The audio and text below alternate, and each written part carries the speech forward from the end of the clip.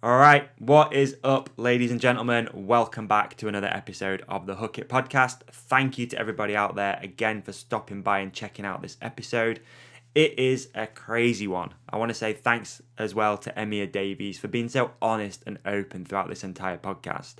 We've been talking about doing this for about a year, but finally he invited me over to his home and we sat and we got this one done, and it is a banger. So on this episode, we talk about Emyr growing up in a really isolated and rural part of Wales. We talk about his first series on the World Cup circuit being entirely documented for a TV series. And most importantly, we talk about concussions. In 2016, Emyr had 3 concussions in a row. And we talk about some of the effects of that. And it's a crazy story, guys. It's quite chilling at times, but I think everybody out there is going to enjoy and learn something from this episode. But before we drop in, I want to welcome a new podcast partner, and I am so proud to welcome Muc-Off to the podcast. I've personally been using Muc-Off for many years. It is the household name when it comes to cleaning products, and I genuinely couldn't be prouder to have them involved in our podcast. I'm also incredibly proud that Muc-Off were impressed with our podcast community and wanted to thank you folks out there, the listeners, for being supportive and playing a huge part in making this happen. If you listen to episode 86 with Muc-Off's managing director, Alex Trimnell, you will know that this isn't a company that's run by men in suits. In fact, it is quite the opposite.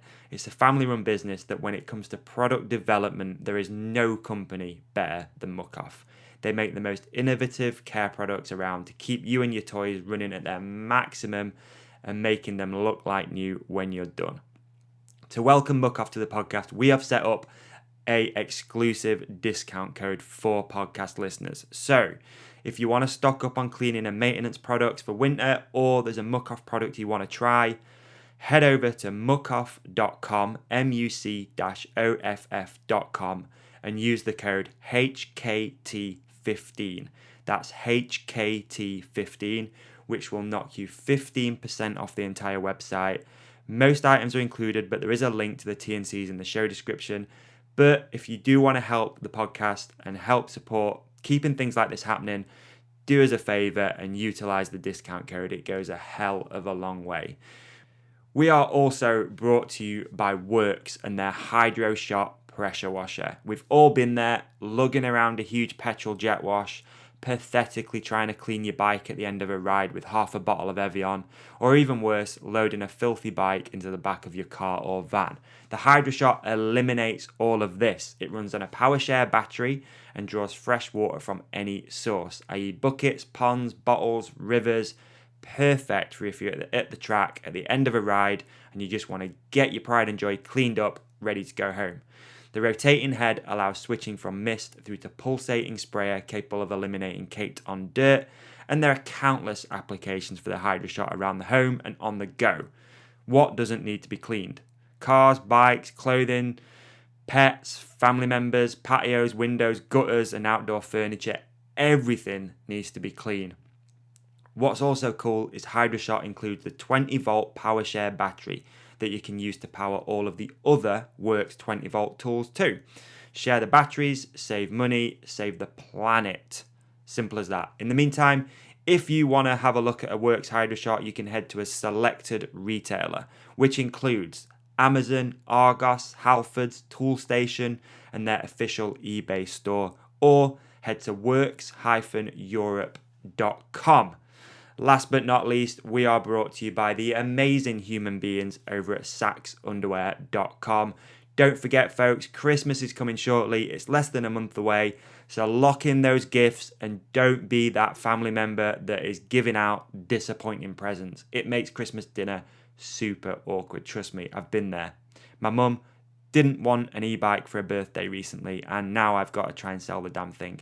So Sax, as you know, if you're a regular listener to the podcast, make the best underwear on planet Earth. It really is life-changing underwear and includes features you won't see anywhere else. Take flat seams, for example.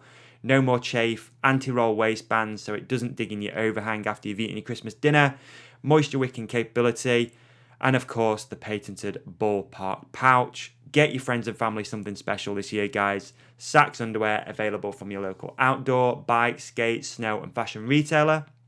Or saxunderwear.com. And if they don't stock it in your local shop, tell them we sent you. All right, guys, extended ads this week, but here we go.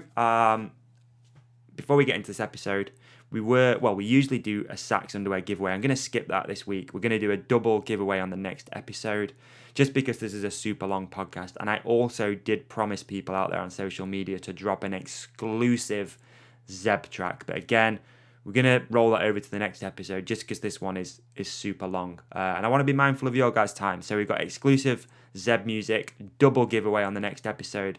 But for now, let's get into this episode with Emyr Davies. Enjoy. Welcome to the Hook It podcast, endorsed by @ODub_23.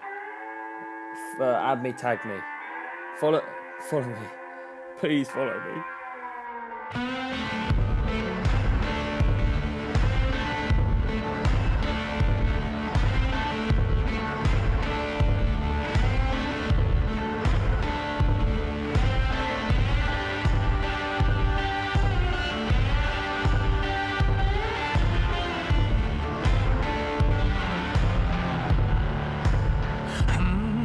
A young boy, growing old. I never listened to anyone. I did what I was told. Tell me once, so twice, 3 times, a little lady. Follow the rainbow to the party and go dig, hole in the soul.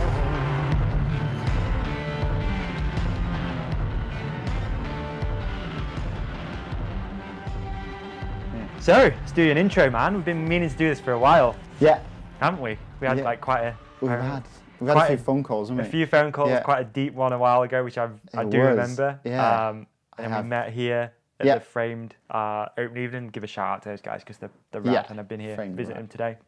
But yeah, good to finally get you on here, dude. Straight back from India, which we're going to talk about a little bit.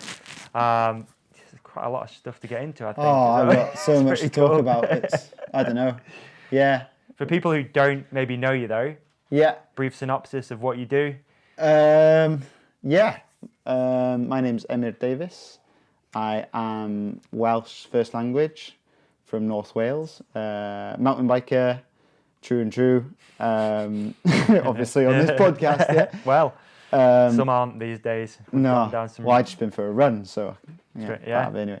But I own and run the website ride.io, short for Ride It Out, which is also now a very good race team, Ride It Out. We've got our own web series, good bunch of lads on the team. I manage the team. Mm-hmm.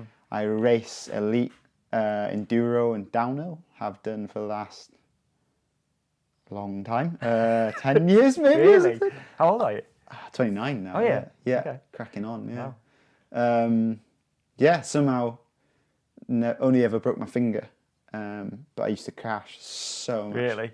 Oh, you wouldn't believe. Like, growing up in North Wales, like, there's no dirt jumps, there's no pump tracks. Right. There's just loads of amazing natural raw riding. Yeah. So you learn to go fast on rough stuff, but you don't actually learn to ride a bike, you learn to hold on. Okay, that makes total sense. So, whereas some people are the absolute opposite. Yeah, you look at the Southerners, where they learn bike skills. Wilkins not and bike skills, Brendan, you know what I mean? And stuff. Yeah. They're like amazing on jumps. Well, they're amazing on everything now, of course, but when it gets super loose, you reckon the Welsh have got it, have you? Yeah. Because that's what you're bred on, kind of thing, you know? Yeah. But it took me a bit to... Went to Cardiff, actually, when I was... Oh, God, how long ago was that ago? 5-6 years ago, maybe? Even longer, I can't remember. I went to uni there, and there was a pump track 30 seconds from my house. Perfect. And I was blown away, Really? Yeah. First exposure to that stuff or what? I run one before, like in Wrexham, Right. but I was blown away. I was like, this is amazing. I rode there every day, and my riding just got so much better. My results got better. Got into elite, I think, then. And then just started doing well from there, really, Cool. Before then, I'd kind of just plough my way through stuff and get away with it, you know, like a lot of people do. But yeah. Some of us. Yeah, some of us, yeah. So you grew up here? In Llanberis, is that it? No, I didn't grow up in Llanberis. No. Llanberis. Llanberis. Okay. That'll sound awful in people's ears. Just us go. Llanberis. Do you hear that? Llanberis. No, I said clan. Llanberis. Yeah. I grew up in arse end of nowhere, basically. Right. Near Betws is the closest place. But if you draw a triangle between Bala, Betws and Antirstiniog, the arse end in the middle of nowhere there. Okay. It was like half an hour from any shop or anything. Really? It was like on a farm, yeah. Is that where you grew up, is it? Yeah. Wow, was it a farming family or? Yeah, farming family. Wow. So, in the sticks. Dad didn't actually let me ride on the land, which is quite funny. Because it was proper green land. He was like, oh, yeah, you can ride. And I was like, oh, sweet. And then he said, oh, just ride in that field there. And it was like this boggy, like flat field. And I was like, I can't do anything with that. So, yeah. Grew up on a farm. Okay. Middle of nowhere. Like on your own a lot? Yeah, you have a lot of time on your own. Yeah, it's like, there was a few kids, like, probably a mile away or something. Yeah. Really? And wow. Like, that's such a different upbringing to the majority of the people in the world. Yeah, I know. Yeah, it was cool because like on one side you could literally do whatever you want. I mean, we used to like. That's probably not a good example of saying here, but like if you couldn't be asked go into the toilet upstairs, you could just go out the front door and pee in the garden. Yeah. You know, like, and like my dad did it. My mum didn't do it obviously, but like. It was like the thing to do, and like you could literally. I remember getting home drunk when I was like 15, 16, and kicking up the motorbike and like going for a spin in the fields and stuff. Because you can. Because you can, and like I used to drive. So where I grew up, there was 4 gates to the farm, and it was like a council road, but the school bus was like refused to come pick us up because no one wants to go through 4 gates, right? So. It was at the time where scrap cars, I don't know if you remember, it cost you to scrap them back in the 90s or whatever, or 2000s. And people used to give us cars because they knew we had to drive to catch a school bus. So I started driving a car at like 12. Did you really? You just drive to the end of the lane? Yeah, well, it was like a mile and a half or something. Wow. Every morning, yeah. It was sick. It was like someone gave us a Ford Granada 2.8 to begin with. Dope car as well. Yeah. And I learned to drive on that. Really? I failed my test 3 times. Picked up these bad habits. Mate, I learned to drive in a diesel Passat, an old diesel. Nice. This guy, I don't think he was even a driving instructor. I'm not sure. He was like my dad's mate, I think. Yeah. Just this horrible old. It didn't even have power steering or nothing. And I'm not that old. I mean, I'm 32. So power steering was a thing when I was learning to drive. Yeah, of course it was. And the evening before my driving test, the driving instructor had a heart attack. Oh, so he's having a heart attack, and apparently he left the keys for the car on top of the wheel to let you, so that the next day my dad could pretend to be the driving instructor. So my dad took me pretending to be a driving instructor for my driving test. It was hilarious. It was like one of the most funniest things we've ever done. Did you pass? No. Dude, I had like 4 lessons. It was just like, yeah, you'll be all right. Because I was like you, I sort of just learned, like my dad's a motor mechanic. Oh, right. So I was always just driving cars around the yard and whatever. So you just learn, didn't you? But I could drive, but I couldn't drive to pass a test. Yeah. You know what I mean? So I think I'm a safer driver, but I've crashed a lot of cars. Have you? Yeah, like, how did I, like, went through a stage of, like, getting, hello, Betsan, it's Betsan's here. Got a dog with us. Got a dog with us, the famous Betsan, yeah. Went through a stage of, like, just buying cars for 200 quid. Yeah. And then just ragging the shit out of them, you know. And it's the best way sometimes. Growing up round here, it was like, having a car is insane. When you're on a farm and you've been stuck there for years, as soon as you get a car, it's the most craziest thing. Because, like, you can go anywhere. Yeah. You're like, you know, you can go to a city, you can go to a race on your own, you can... Yeah. It's the same with everyone, but it's even more in a farm, you know? But, yeah, I wish I would have kind of kept my aggression on the bike a bit more, because I went through about 7 cars or something. Yeah, it was a lot. And then... So you grew up on a farm. So what were your parents like growing up? Like, are they sort of supportive of you riding bikes? It sounds like they didn't want you to ride on the land, but yeah, it's a bit weird. So I mean, farming must be hard ass work. No, not really. 7 days like, or not? Oh, farming's like gnarly. It's not a job. It's just a lifestyle. Yeah. If you want to go farming, you can't go riding. It'd be very hard for you to be a farmer and to do any sort of riding, I think. Right. Because that sounds nearly knocking the cables. Just because you got to be on call all the time, basically. And winters, you kind of time off. Okay. And obviously the race season's flat out in the summer, but farming, you're just flat out in the summer. You like get up at 5, you don't stop till 11 or whatever. Yeah. It's just mental. I know it's gnarly. Have you seen that program on TV that's like a dating show about farming? Have you seen that? No. It's pretty cool. So there's like farmers, and they sort of like have people from the city and blah blah blah blah blah, and they come and hang out on the farm and see if they're compatible. Really? Yeah, and it's pretty eye opening because 99% of people aren't compatible because they're like, oh, when do we get a holiday? And they're like, yeah, there's no holiday. Yeah, no. Yeah. Not, what about going out for a meal tonight? They're like, no, there's got to do the milking, or we got to do this, got to do that. It's always like something. Well, we were sheep, so it was like, I guess it was a bit more lax than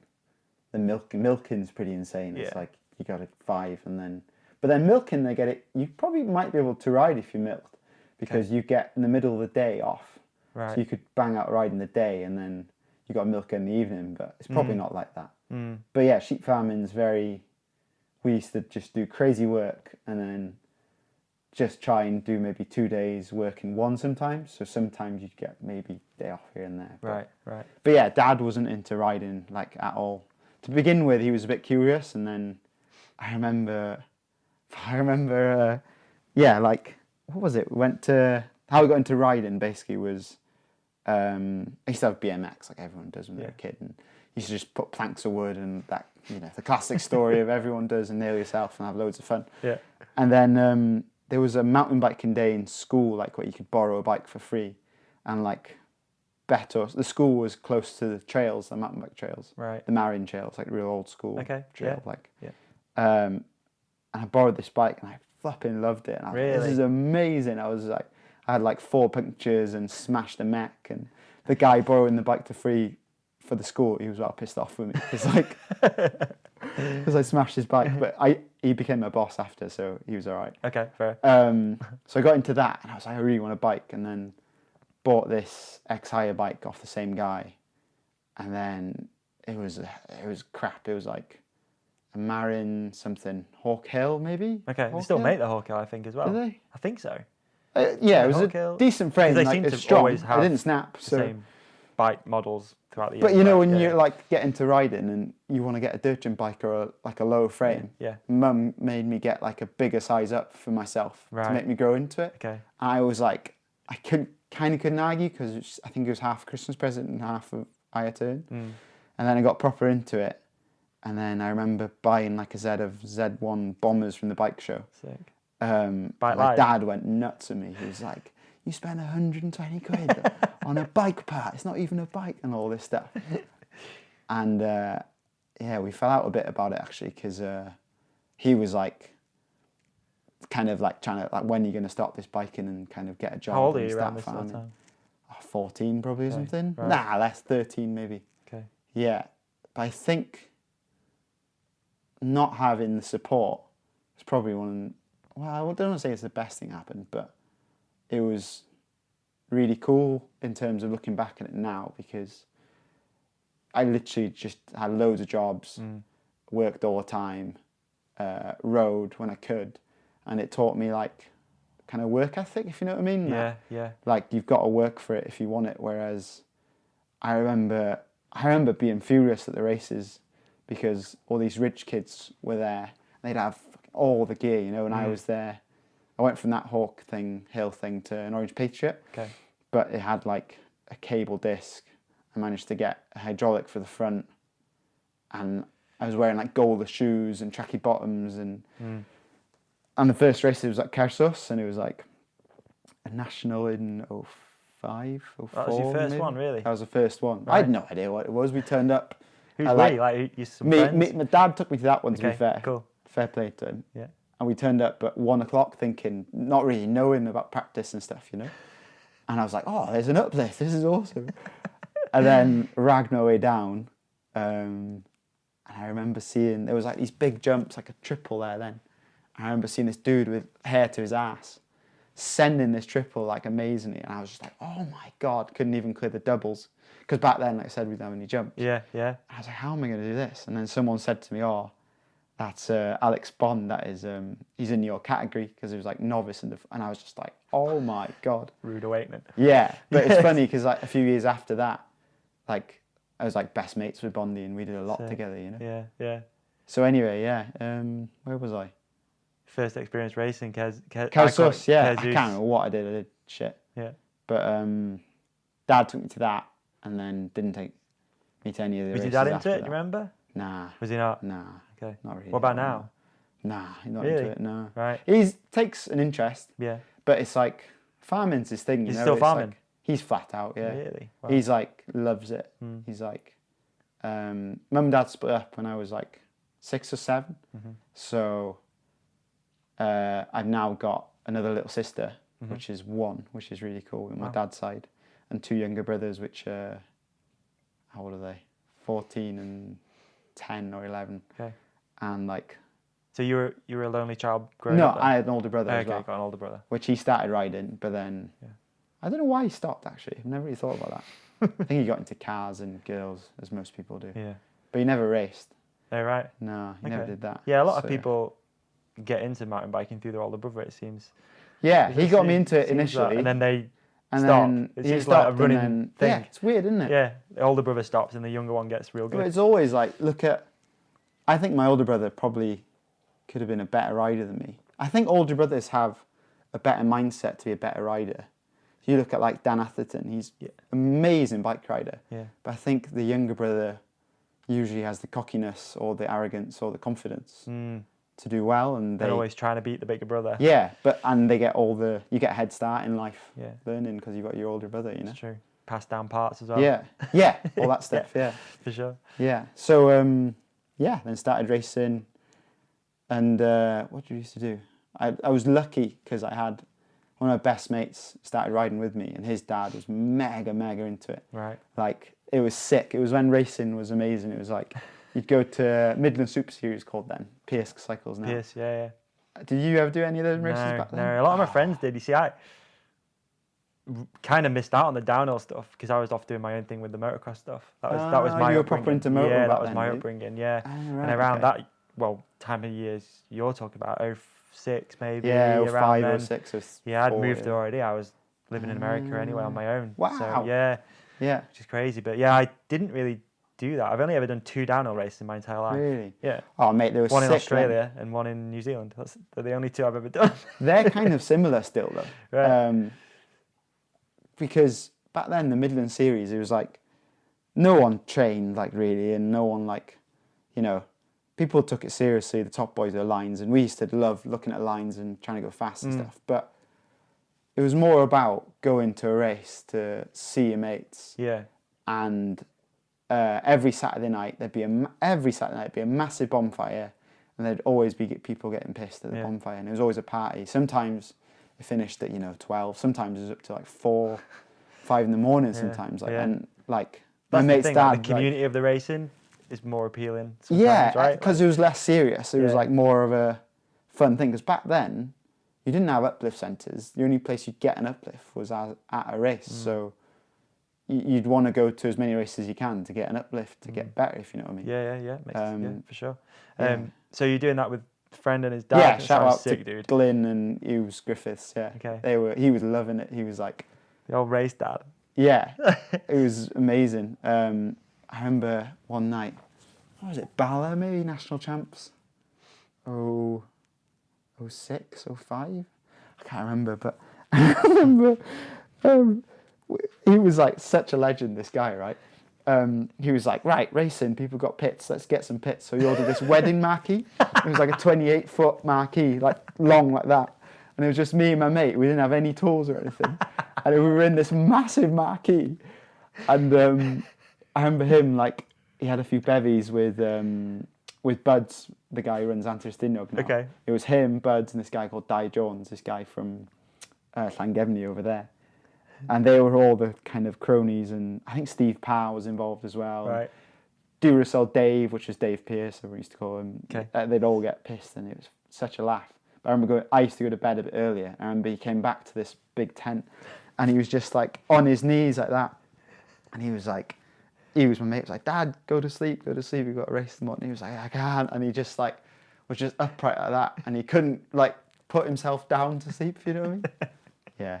Epic days, that's classic though, back in the marquee. That's classic. Mate, it was good back then. Yeah. So it's like when you first get into the sport and you don't like you ain't got a clue, but right? It's brilliant. It's so cool. It's the best I totally way. agree with you. Yeah. Because like I still am naive, but like back then, you know, you come off a farm and like we used to be riding Wellington boots sometimes, you know, like, and like you've got no idea who's who and stuff. And like, I remember Buds would be a good one to do a podcast with. You should do one sure. with him. That'd be cool. Guy from Antistiniog. He's got some flipping corker stories, yeah.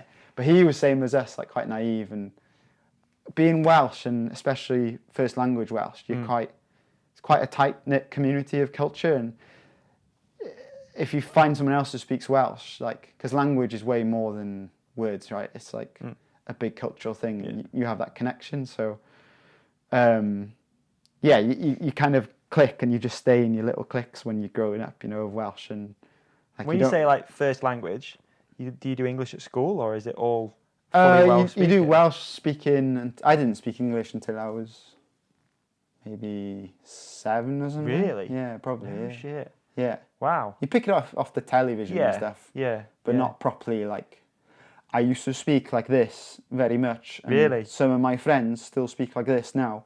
Yeah.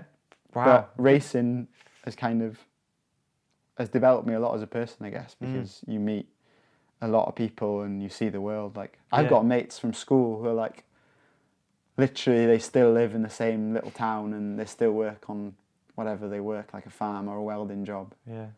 And they're happy, don't get me wrong, but like, they riding mountain biking. Riding mountain, it's amazing. Made you see the rest of it. Yeah, it's insane. See outside of Wales. Yeah, you do. Yeah. God, I had no idea that people. I mean, I don't know. Maybe I'm super naive. I didn't know that people would be Welsh speaking first. I don't know why. I just never really thought about it. I figured it had just that language had just sort of not died out, but like it's just. I can give you some history here. Just been replaced by English. I just assumed that's what. Passionate Welsh person. Yeah, no doubt, dude. I just assumed that. Yeah, that's what's happened. Because how weird is it that we're 3 hours from where I live? Yeah. And you speak a different language. Oh, it's crazy. Totally different, yeah. A different culture. You just don't think about it in the UK for some reason. No, most people do. English. Yeah. You know? Yeah. Strange. But it's like... God, maybe I'm stupid. No, you're not. Sorry. You're not stupid at all. Like, it's good that you're acknowledging what you just said, really, when you think about it, because most people like won't even bother thinking about it, you know? But up here in North Wales, it's like 60% of rural Wales speaks Welsh. Wow. So it's amazing here in Llanberis, and especially Caernarfon down there. That is a seriously Welsh place. Is it? Right. There's kind of a lot of I don't want to say hate. There is some hate towards English people there. Yeah, it's like a weird racial thing. But like, if you look at the history, you can see where it comes from. Really, it's like the Welsh language and the Welsh people have just been like battered by like English rule for so long. Like, you're talking only, when was it? 1940s or 50s maybe? They had this thing in school, right? Around here where everyone speaks Welsh. Where if you spoke Welsh to your mate or whatever, someone would snitch on you and give you like a Welsh knot, they called it, like a thing around your neck and a block of wood saying Welsh knot.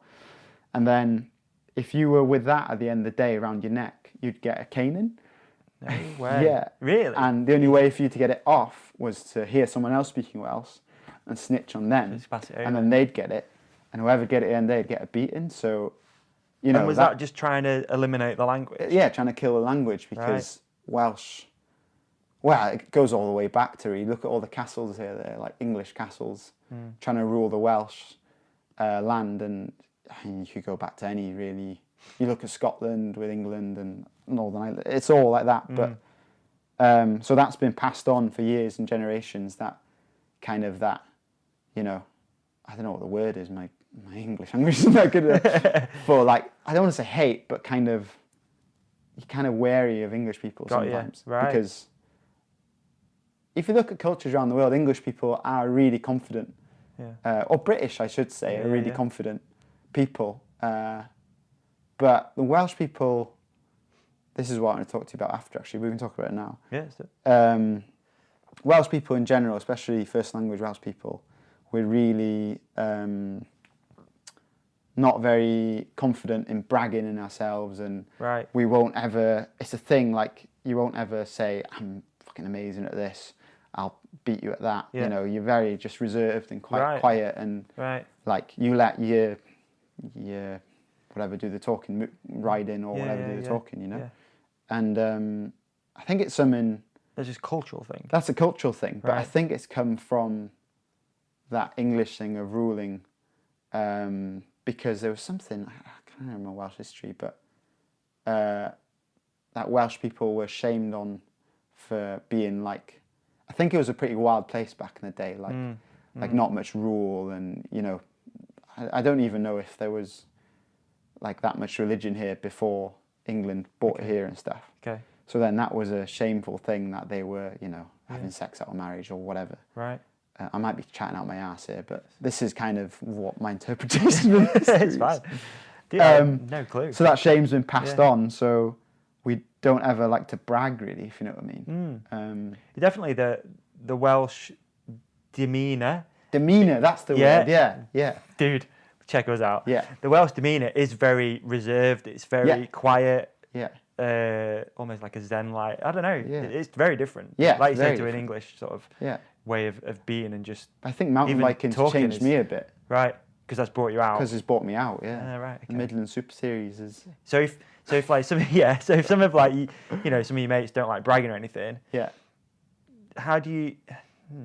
I don't really know what I'm trying to say here, but how do you like... What's a normal conversation going to be like? If you're never going to be like, I'm doing this, I'm really excited. Well, this is interesting because my mates from school I grew up with, I've kind of lost touch with them because I moved around a lot and stuff. But yeah, it is interesting saying that. Maybe they are a little bit boring for me, I don't know. Yeah. And maybe I've got into the English culture a bit more by... Because you've got to be confident in yourself to do well in racing, right? Yeah, so, yeah, for sure. I'd just be interested to know if that was like a thing that, you know, when you're talking, you're not so sort of, I'm doing this, check out, I did this, and you're bragging to your mates. Yeah. Well, a lot of it. But that's it. Like. yeah. You do have there's a lot of banter. South Wales is a lot more like bragging and stuff, but North Wales, first language Welsh, is very reserved. Interesting. You still have a laugh. You still have a mega laugh. But it's quite different culture, yeah. It's a good thing, though, for sure. You know? Yeah, it's a good thing, but then not always, because... So there's a big... Betsan, go back. Thank you. So a lot of businesses around here, like, Welsh people won't go for them because they're not confident enough.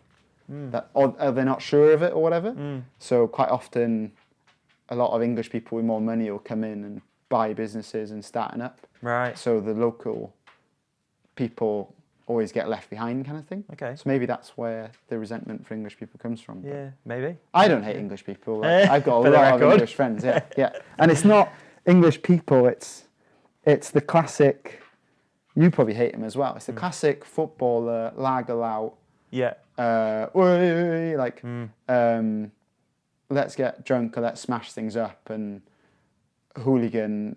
You don't get them. They don't exist in Welsh language. It's almost like the rugby analogy that, you know, Wales, are not just Wales, but like rugby fans are kind of more chilled out than what you'd expect them to be. Because it's quite a violent thing. Yeah. So you could say it's kind of violent, but everyone sits in the same stand. Mixed fans. It's great. Whereas look at football, that's like the English way of football's like mad. Go fuck each other and up. It's interesting because I went to Italy this summer and hooked up with a dude called Lorenzo Sudding. Okay. He's like an ex-World Cup racer. And we really connected. It was well cool. I hadn't hung out with him before. It's weird when you race. You don't always connect with people, but you have little conversations. And then we were in Switzerland and it was pissing out of rain. It's like, fuck it, we'll go to Italy. And I just messaged him out of the blue saying, do you want to meet up for a ride? And we really connected and it was amazing. We made a good friendship. Yeah. But he shared the same value as me about English people in his local little town. And I think he had a similar upbringing maybe because it's quite, in the north of Italy is quite rural and mountainous, you know? Yeah. So he had that thing of classic English lager out kind of thing, you know? Yeah. Which is, I mean, dude, it's sort of true in some But sorry ways, to I diss guess. the English people here. I have got English friends and, yeah.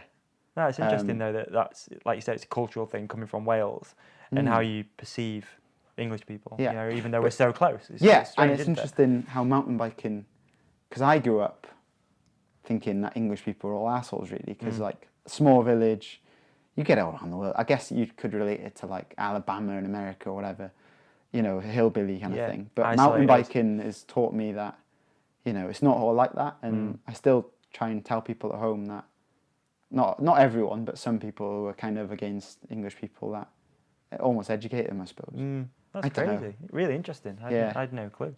Yeah, it's interesting because I tell people, there's even a saying, right? Which is called Sais Cunt, which means English cunt. Really? Which kind of describes that lagerlout kind of fellow. And down in Carnarvon there, which is a lot culture different to here in Llanberis. So it's a 10-minute drive, but it's so different. Is it really? Yeah. Right.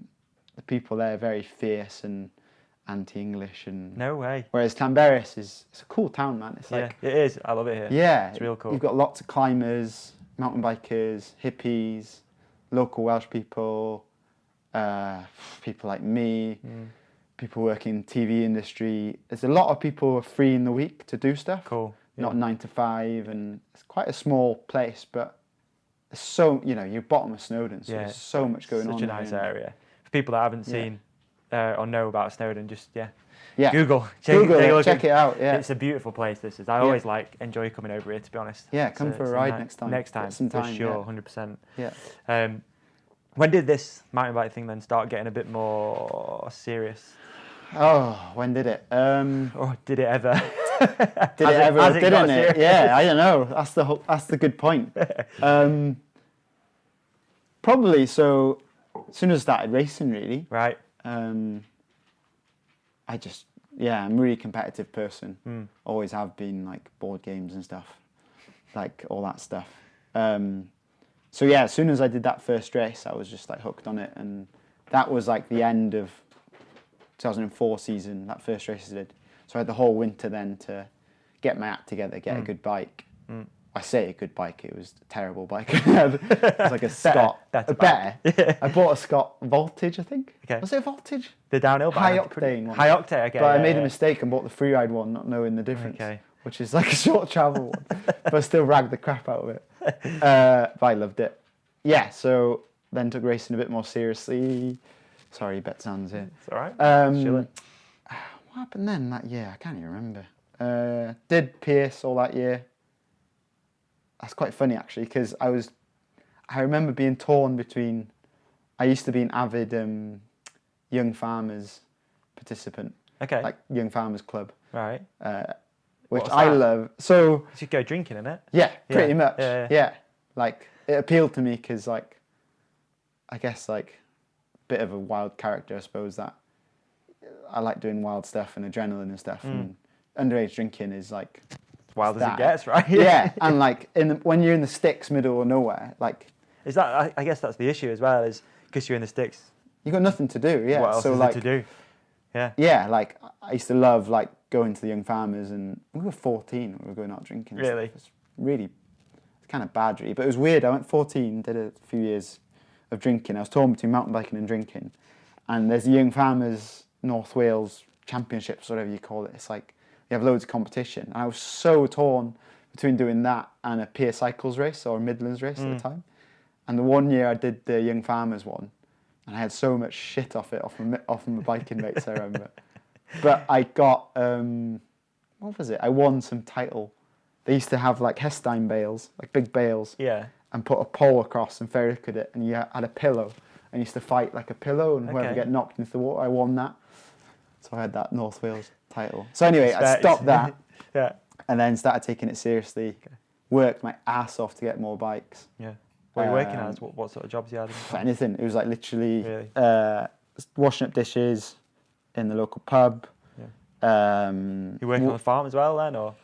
Yeah, bits and bobs, but Dad didn't really pay very well, so standard. I ended up working for a builder. Okay. Which I remember was like 30 quid a day or something. How gnarly's building? It's probably like Building. labouring is. I really liked it. I loved it. Yeah. It's just a hard way to earn a living. It's probably especially out here in Wales when it's raining all the Yeah. time. God, yeah. You Brutal. you graft and you're outside and Big time. Yeah. It's tough. It's tough. Yeah. I've done some labouring in my years as well, mate. Have you done some labouring? Oh, Have you? yeah. Yeah. Done some labouring. Fuck, it's hard. I remember putting a roof on some building up in Llangravnant, which is an arse in nowhere. It's like a really high up place. Amazing place. Yeah. And it's fucking freezing. And I had my first experience. I've only ever had it twice, but I got piles from sitting down on cold like slates all the time. Nice. Have you ever had piles? It's I haven't. horrendous. No, I haven't. At 17, I was like, what is going on here? This is insane. Like, I've got... Get me a desk job. Yeah. So, yeah, that kind of... Yeah, after that, I kind of stopped that and did... What did I do after that? I can't even remember, bro. It's like a long time ago. It's like this is your life, isn't it? Yeah, it is, isn't it? So, anyway, I worked loads, building, whatever else. Oh, got a job in the bike shop, yeah. Oh, right. Yeah. With a dude that I had 4 punctures with. Okay, Yeah, I didn't know how to fix a bike, and I was so skint. I kept breaking my bike because I was such an aggressive rider. I was like, I can't afford to do this. So I asked him, could I come and like just brush up, and you can teach me to fix my bike? And he let me do it. To be fair, clean all his bikes, and he'd like show me how to fix my own bike. Cool. And then I learnt that, and then it was mad actually how fast that happened. Started doing that, and this dude, shout out Sean Biggs Betos, he's called. Okay. It's like a really old school shop in Betos, new owners now, but he literally, I think I started working for maybe 4 or 5 weeks or something, and I figured out pretty fast how to fix bikes. They're not that complicated because I grew up on a farm fixing tractors and stuff. And then he was like, okay, right, you know what you're doing now, you know how to open the shop and stuff. I'm going on holiday for 2 weeks. There's the keys, do the booking. I was just like, okay, right, flipping hell. What? So yeah, he left me for 2 weeks to run the shop. Jeez. Like, I think I was 14 or 15. Really? It was Be driving to work as well? I was riding. Oh, yeah. No, that was a bit too far. That was, yeah, riding to work, whatever the weather. So yeah, worked that, and then got into racing, and it just takes over, doesn't it? It takes over your life. For sure. Did you get into it that much with motocross? Or? Oh man, my whole existence when I was younger was around racing Everything, motocross. It just revolved. There was nothing else on the radar. It's class. Yeah, worked in motocross, motorcycle shops to pay the bills, like just to buy more bike stuff. Yeah. And probably more than mountain biking. Motor was expensive, Yeah, you know. So I I couldn't afford to buy the bikes. And my dad would, buy a bike. And I was really lucky, dude, growing up. Yeah. My dad, especially my dad, was super into it. That's sick. Yeah. So it was, it's a huge thing for them as well. I think when you're growing up and you're going to the races, it's such a all that time you spend with your dad, like second childhood, isn't 100%, 100%. But yeah, everything evolved around that for me. Everything. Yeah. I was a super geek with that. It's stuff. amazing, isn't it? Every night, TV, watching videos, VHS of Supercross. Dude, it's crazy. I had one copy of Earth 2. And I used to rewind it and fast forward it and analyze. Sam Hill, like, biggest fan of Sam Hill ever. Like, see, I grew up riding bikes as well, like mountain bikes a lot and BMX. Yeah. I just never got into the racing side of it because I was doing the motocross stuff. So it'd be like motocross at the weekend. Every night I'd be out mountain biking, BMXing, dirt jumps. Yeah, grew up doing a lot of dirt jumping. That's sick. There was a BMX track at the bottom of my dad's road. No way. Which was sick. It's iconic where I'm from. Dronfield BMX track, dude. Iconic. Is that the Bowls or whatever it is? Bowl Hills was opposite side of Sheffield. It's about, from my house then, probably 15, 16 mile, but we used to ride there of an evening. But let's just ride to Bowl Hills and we just set off on BMXs. And class. So amazing times, dude, growing up like that. But that my whole existence was around motocross. Just two wheels, I guess. But at the weekends it was racing motocross, travelling around my dad, camper van stuff. And it's crazy when you look back. How did it end? How did you get to here? How did I get here, dude? Yeah. Good question. Flipping the script on me a little bit. Yeah, why not? Moved out to the States with an ambition, I guess, to race and ride, and it just didn't happen. It's simple as that. Right. Yeah. Just not good enough. Level simple, just just there, not good enough yet. Hard pill to swallow. Or? Yeah, look, not really. Sort of new going into it. I think, like you're saying, financially as well, you get to a point where it does become about money. Oh, it's your life, isn't it? Yeah, it becomes about money. And I remember actually 2004, the first Honda CRF 250 came out, which is a 4-stroke Honda. Right. My dad bought me one, brand new, like, wow, dude, insane. Had it 2 weeks and it got stolen. So you were 17 then? I'll be around that, won't I? 2004. My maths is terrible. Around 17. 18, yeah. It got stolen? Yeah, it got 2 weeks after it got Oh, stolen. man. And then I remember my dad bought another one. And we're not a rich family. Like, he just literally went out and bought another one. Your dad's committed. Like, that's yeah, dude, cool. like, that's crazy. But, you know, that's when the money really started becoming a thing. It's, you know, like, if you wanted to compete at a level, you need money. You need a lot of money. I remember, I always used, like, Tommy Searle. You heard of Tommy Searle? He's a good British Championship and world motocross rider. I remember around that sort of time hearing stories about his family, you know, living in a caravan, like mortgaging houses to just buy rides for him, basically, to pay to be on a team. And that's sort of how it ended for me. Just no money. The money simple wasn't as. there, And then fell into just the industry side of it. You know, I went out to the States, ambition to sort of ride there, and ended up just living there. Just staying and working. Yeah, I worked at a holiday place called MX Heaven. Oh, wow. Where people used to come, and I used to, you know, take them around and take them to Supercross. Is that in LA or somewhere? It's in Paris, so yeah, California. Did Leon Rosso come out there? Or? Rosso, I recognise that name. You should do a podcast with him. Dude, we had like a load of Welsh guys once who you might know. It might have been Leon, There's like a guy called Wayne, I remember. Did you do like a... Because I used to buy MX mags. Yeah. Did you do a free DVD with an MX mag that had the holiday in there? Probably, yeah. And I remember seeing Leon there, and I was like, what the I know that fuck? name. That's weird. You should do a podcast. He's... far respect to him, man. Like, I rode a lot with him in uni and in Cardiff. He's like MMA fighter. Okay. I'm not sure if I think he still does it now, but proper MMA, like cage fighter and stuff. Like, ripped to the bone, rides flipping every day, goes to the gym, eats an insane amount. Oh, cool. He's got 3 or 4 kids. Okay. They all ride. It takes him out Local to here, or?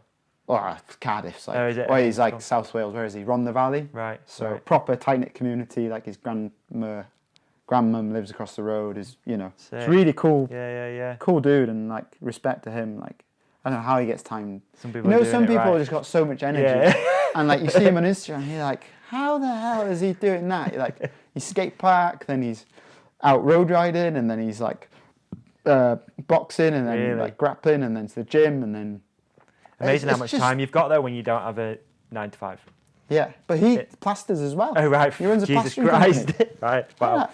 Yeah, hustling. It must be like every waking hour of his day. He's like, yeah, fair play. But that's how it ended for me, dude. Like that's how I fell into the industry side of it. Moved back to the UK, started working for One Industries. Yeah, I remember One. Yeah, started working for them, and then that's with Lloydie. Here we are. Yeah. Was it with Lloydie? Maybe that was after. Did he? Lloydie worked for him in 2012, I think. Oh yeah, it's way after. Yeah, I was gone. You're gone. Yeah, 2011, I think I left, something like that. So yeah, that's how it all ended, dude. Crazy, and then I guess got more into this side, like the mountain bike side of it, a little bit more. To be fair, what's the people like? Any different or where between motocross and mountain biking? It's just like, to me, it's just chalk and cheese. Like it's totally different. Yeah. Yeah, I don't know why. I think. I might be speaking out of turn here, but moto seems to attract a bit more of a rough and ready sort of crowd. Right, yeah. It's a bit more real working class, I think. Okay.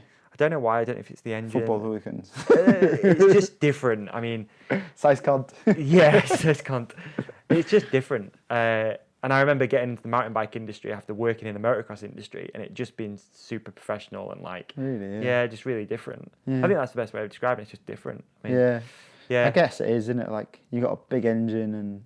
I don't know what it is. It just attracts a different crowd. Yeah. I don't know. You've got to be an animal. You've got to be a brave dude to, like, go flat out on a motocross bike. I still am confident that motocross is probably the gnarliest sport in the world. Yeah. Like, I've bought one, like, 2-3 years ago. Yeah. And I flipping love it. But I haven't done a race even, but I do track days. Cool. And these people, like, I'm doing a jump, I'm like, whatever, 10, 12 feet up. Someone comes passing me, like, 5-6 foot in the air, lands to flat. I'm already on, like, a 30-foot jump. And he lands, like, 50 foot deep and just lands throttle on and carries on past me. It's a gnarly sport, man. And he's fucking, like, 16, level. 17. It's like... to ride at like that level and stuff, it's crazy. It's a gnarly sport. It is, and I miss it, but it is what it is. Yeah. I just talk about it all the time. Yeah. As I always get called out on this, like fucking motocross again. Sorry. But it is what it is. No, it's interesting. It's me. Yeah. You know what I mean? Yeah. It'd be weird not talking about it sometimes. If it's you, it's mad. you. I watched Supercross since I don't know. Yeah, since 2008 or something. Like religiously, Yeah. And watched motocross, but I never rode a motorbike because I couldn't afford it. Yeah. There's a massive barrier to entry. But I loved it. It's huge. It's such a good sport to watch. And there's a huge barrier to entry. I think that's a big thing as well. Is I don't know that barrier to entry. Like if you want to ride motocross at a decent level, big commitment. Isn't it? Big commitment. Where I guess you could buy a £1,000 mountain bike that's decent. You can buy one for £400 now. Exactly. You, Yeah, you can. That's 26 decent. inch. That you can go to a race. It's an amazing place to be honest. That downhill now, like even enduro. It's like I remember what you could get when I grew up. You could hardly get. They were so rare as well. It's like one of the last bikes I just tested, the Caliber Boss Nut. Oh yeah, £1,000. Yeah, amazing, dude. Like what Yeah, all right, it's going to get outbiked sometimes, but for the most part, for £1,000, if you want to get into the sport, you're into the sport. You've got something with good angles, haven't you? Whereas a £1,000 motocross bike, you're going to have problems. O2, the KX125, exactly. So it's just a barrier to entry as well, I think, which holds a lot of people back from getting into it, and that's why I think it's got such a big fan base, maybe because it's that unreachable thing. Sometimes it's unreachable. Yeah, it's not only that either as well with motocross. You need a van. Yeah, and you need somewhere really safe to secure it because someone's going to try and rob it off you all the time. So at least with mountain biking, it's just more accessible. Check it in the back of the car, isn't it? Yeah, that's what it is. He's just sleep in a Corsa. Really? Yeah. When I passed my test, I could go to races. God, it was uncomfortable. I didn't have I used to be such a hillbilly looking back. It's insane. Like literally sleeping bag, front seat, just sleep overnight. Yeah.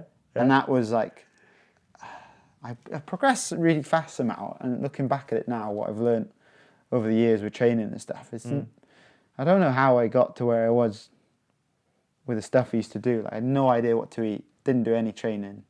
Training back me then was like, you get an XC bike, like just a hardtail, go as hard as you can around the Marin, and like you do that maybe once a week. Right. And like just ride your downhill bike, push up as much as you can otherwise, You pretty much focused on downhill then for many years. I just had a downhill bike. Got you. Didn't have any other bike from when I started. Well, I had hardtails to start off with. As soon as I got a downhill bike, I used to do dirt jumps on a downhill bike. Like, there was one place with these dirt jumps we went to, and I remember being so hard on the downhill bike. But there was no other one else there with jump bikes, so we were like just trying to do it, me and my mate. And we got through them eventually. I don't know how. It's pretty nuts, isn't it? But that's all I could afford, and you just run what you brung, didn't you? That's it, innit? Loved it. Absolutely loved downhill. Yeah. But there's a time then in your riding sort of career where it did get serious. Yeah. World Cup serious. Yeah. Tell me about that. Like, how did that happen? When did that start? It was pretty nuts, yeah. So it happened really fast. It went from 2003, first started riding, 2004, did my first race, 2005, did like a season of like little regionals, getting... it was gnarly back then because we had, in my age group, I don't want to sound like I'm like bickering and stuff, but like you had like Josh Bryson, Sam Dale, Joe Smith, Rudy Cunningham. There's a few other fast ones, but it was usually those four. Danny around at that time? Danny Hart, yeah, Danny Hart as well. Usually that, usually have three of them, or maybe, at the Nationals there's always five of them, but at regionals you have three of them, and they'd be about 15 seconds ahead of everyone, and they'd be all close together, and then you'd have me, one or two other dudes battling for fourth, fifth, and sixth. Right. And it was so unreachable, and it's such a weird thing. What did they have that, like, why was it unreachable? I don't know. I remember back then though, like Josh was on Steve's program. Yeah, he was on like the orange. Yeah, the orange thing. The royal thing. He was on that. Yeah. And looking up to then, I was just like, how the f are they going so fast? It was, they were literally flying and like, I don't know what it was. It was probably knowledge looking back they had. Okay. If you've got Steve's knowledge, like I remember my bike setup just twisting dials no idea what they'd do. Like, high, low speed, like getting a shock. I got a 2-2-3. Okay. That was my first proper race bike, a second-hand one off ex-Leisure Lakes rider. And I was like, I fucking made it here. I've got this bike, Worked hard for it. Paid $2,000. This is the answer to everything. This is the answer. And it had a floating brake, and it made so much noise. And like, I didn't know you had to change the bearing on the bushing. I just left it like, dang, dang, dang, dang, and everyone could hear me. But yeah, I had no idea how to set it up. And I don't know. I'm trying to think back. They probably, because what changed my riding the most, like I said, was riding pump track and dirt jumps. Yeah. They could probably ride like BMX tracks and dirt jumps from a young age, which I never did. So I could go real fast in a straight line, but cornering and jumps and pumping, I just didn't know anything about. Right. Yeah, it's weird. I haven't really thought about this before. So anyway, they were 15 seconds ahead, and I just slowly chipped away at it. And was a lot of the like boys helping you, like bikes it up or anything like that? No, really. No. Well, you just going in on North your own Wales, with your mate, you're like in a marquee. Yeah, you're like. But looking back, we were like, because my mate was first language Welsh as well. Yeah. And my mate's dad was first language, and then Bud's was first language Welsh. We had an amazing time because we were such a tight knit group of friends. Rad. But if you we were just speaking Welsh together, and we were like, you got to think of my mindset back then. Looking back, I was this thing going that these English people are all fucking cunts. I used to think kind of thing. Yeah. Not flat out that, but I was like, what are they doing, kind of thing. Like, it was weird. You're like, you grow up in this real secluded vision of the world. For sure. So we never really communicated with other people because I was a bit shy of English people as well. Yeah. And it took a long time for me to say anything to anyone English really and make English friends in the racing. But once I did, it opened out a lot of doors, kind of thing. Really. Wow. So cool. From that, because we were all clueless, and you didn't have the internet then to give you a how-to. I was just going to say, I remember Fundamentals coming out. Do you remember that? Yeah, I do. Yeah. I remember watching that, and that helped so much. To be fair. Really? Yeah, that helped a lot. God. So maybe that held us back a lot, I guess. You get MBUK and stuff like we. Those sort of mags. Sometimes it'd appear in the shop. Sometimes, not always. You'd get it. You'd always buy it. It's so different, isn't it? Like Like back then, it's not even that. No, it's not long ago. What is it? Maybe 10, 12, something like that years. Yeah, it's not that long. So you had like no internet. Yeah. Earth 2 isolated. Earth 2 on VHS, and it's like, how different is it now? Like, you've got everything on the plate now. You want to learn how to set a bike up? Boom, YouTube, there it is. Yeah. And it's they come pretty well set up from the factory. It's like, and bikes are amazing these days. It's like literally riding this year's that Commensal.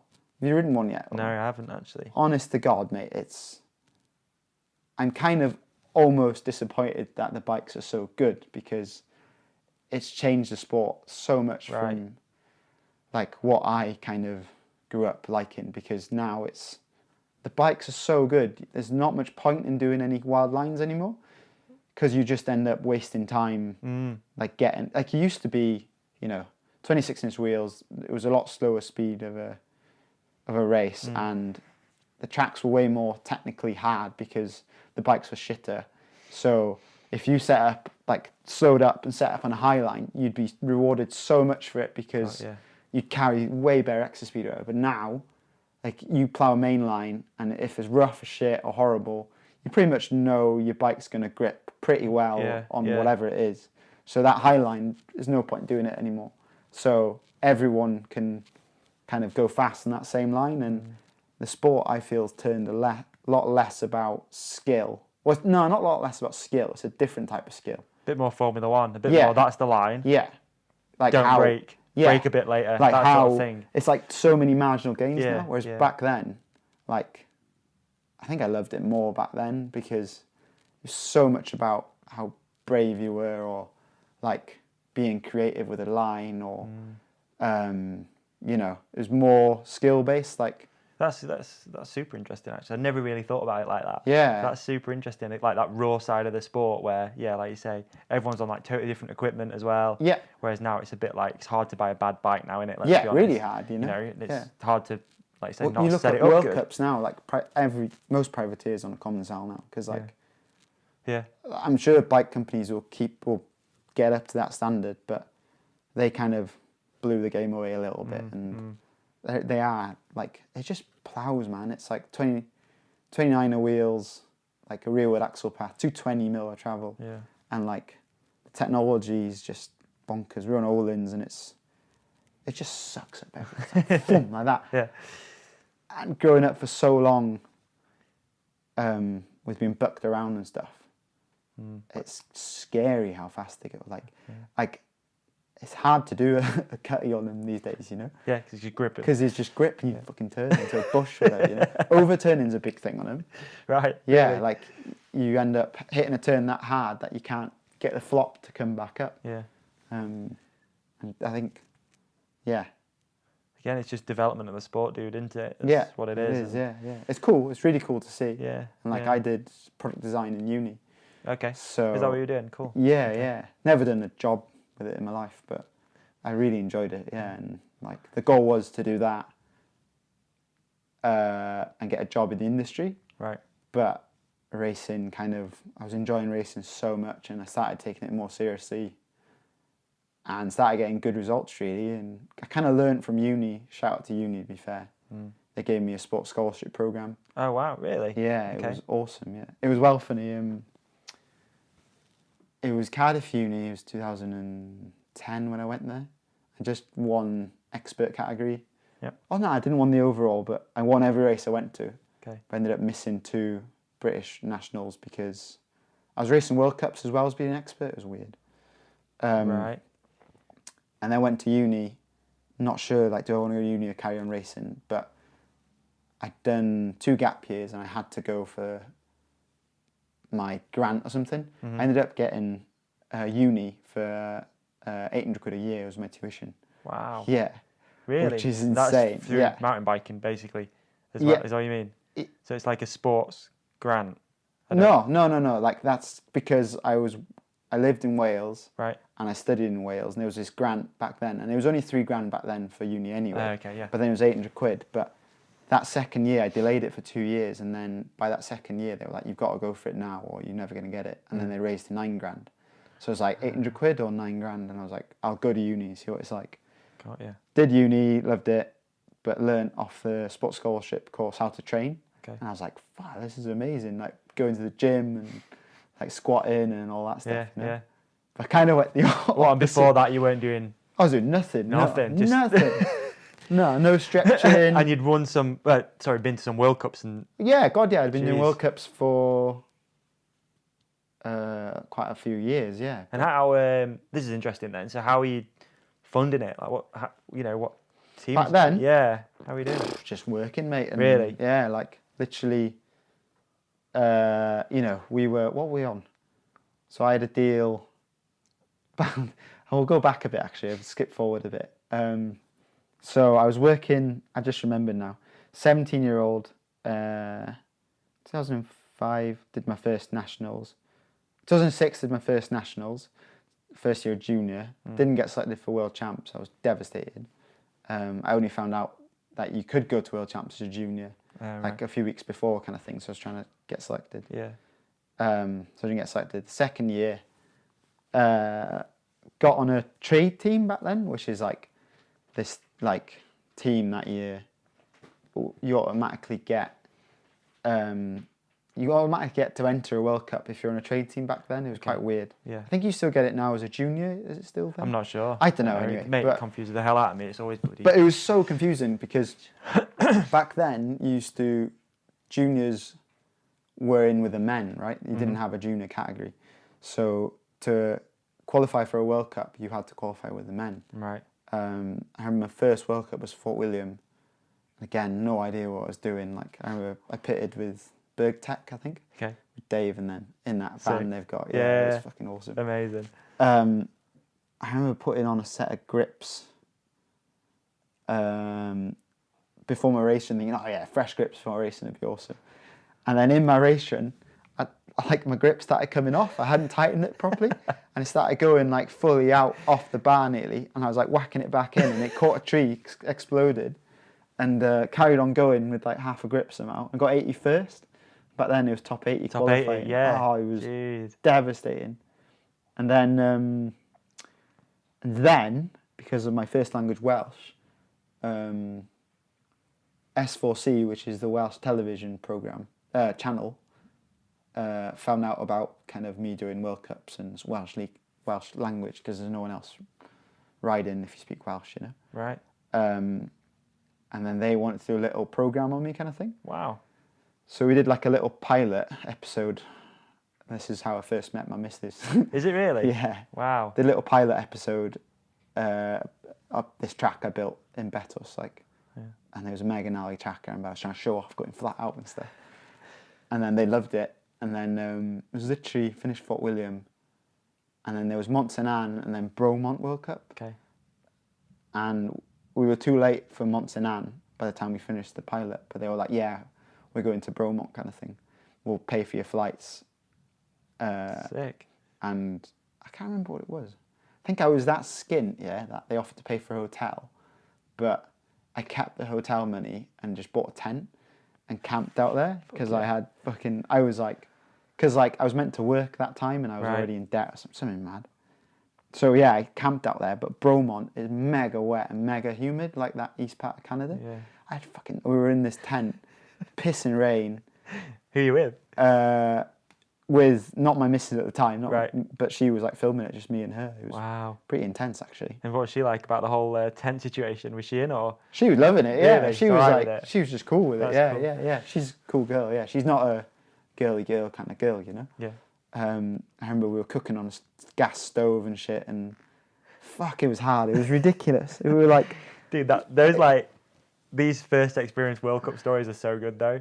Oh, it was This insane. is a classic. It was like, I remember we had this hire car, and we bought this hire car, and it was a saloon, so the boot was on a hinge. It didn't open like a normal boot. Right. So I had to take my pedals, handlebars, and my seat, and the wheels, obviously, and my seat off to get it in, and to go back to the campsite and stuff every time. And I remember it was pissing with rain. We were under this little tree with this fucking saloon car trying to race, and I qualified 51st or something. Did you really? Yeah, and I got Amazing. I can't remember what I got. Yeah, and I scratched my leg. Back then, GoPros didn't exist. Okay. So we had this thing for S4C. It was a camera with a little wire, and the camera, I don't know what you'd call it, ECU, whatever you call it, the little computer. Yeah. It was about, I don't know, 20 by 20 centimetres by 10 centimetres thick. So that's quite a big, chunky, it's like a brick, really. I remember duct taping it to the back of my body armour and running a cable to my helmet. And that's how we used to film the whole thing, you know? No way. I was flipping nuts. Yeah. Did this thing ever happen, or what? What, the programme? Yeah. Yeah. It did. We'll put a link in the description. Let's if you do want. it. They're Show up there. description, there's a link. Yeah, All right. yeah. Is it We'll on put a link in YouTube the- or what? Is it? It's just around. I don't know if that first one is on YouTube, but so as the story will continue now, that was Bromont, and then they followed me in another 2 British races after that. And then that winter, I remember I was 17, probably being a bit of an idiot, crashing cars and stuff like that. And the bike shop ran out of work, so I had to find some work. So I got a job in a slate quarry. Fucking hard job. It was it was literally slates come off the conveyor belt. You grab as much as you can, put them on your belly, carry them across the room, hold them, put them in a box. You go back to the conveyor belt, grabbing it all day long. And you had earmuffs and a dust mask. Yeah. You weren't allowed an iPod or anything, so that was it all day. And Buds, the dude, got me the job. And cheers, Buds. yeah, but it was well paid though. Job's a job, yeah. Yeah, and he started at 6, and I got ripped. It was insane. I got so ripped from it. Anyway, doing that, hating life, just in this bloody factory, and it was cold as well. The doors were open, and it was up a mountain, you know. So imagine that. And then we started talks with S4C again for the next season, you know. And that was, when was that, February or something. And these talks had been going on, a few meetings, and then I went in to see him and sat down, and then they were like, okay, we're willing to sort you out. We're going to pay for a bike for you. I was like, I already had a deal with Jungle back then, with Santa Cruz, right. So it was like a trade deal or something. But they're still expensive, deal, but it was a mega bike. So yeah, they were like, we're going to give you a bike. we'll pay for it, and we're going to pay for flights for you to go around the world. We want you doing World Cups. Was I a junior then?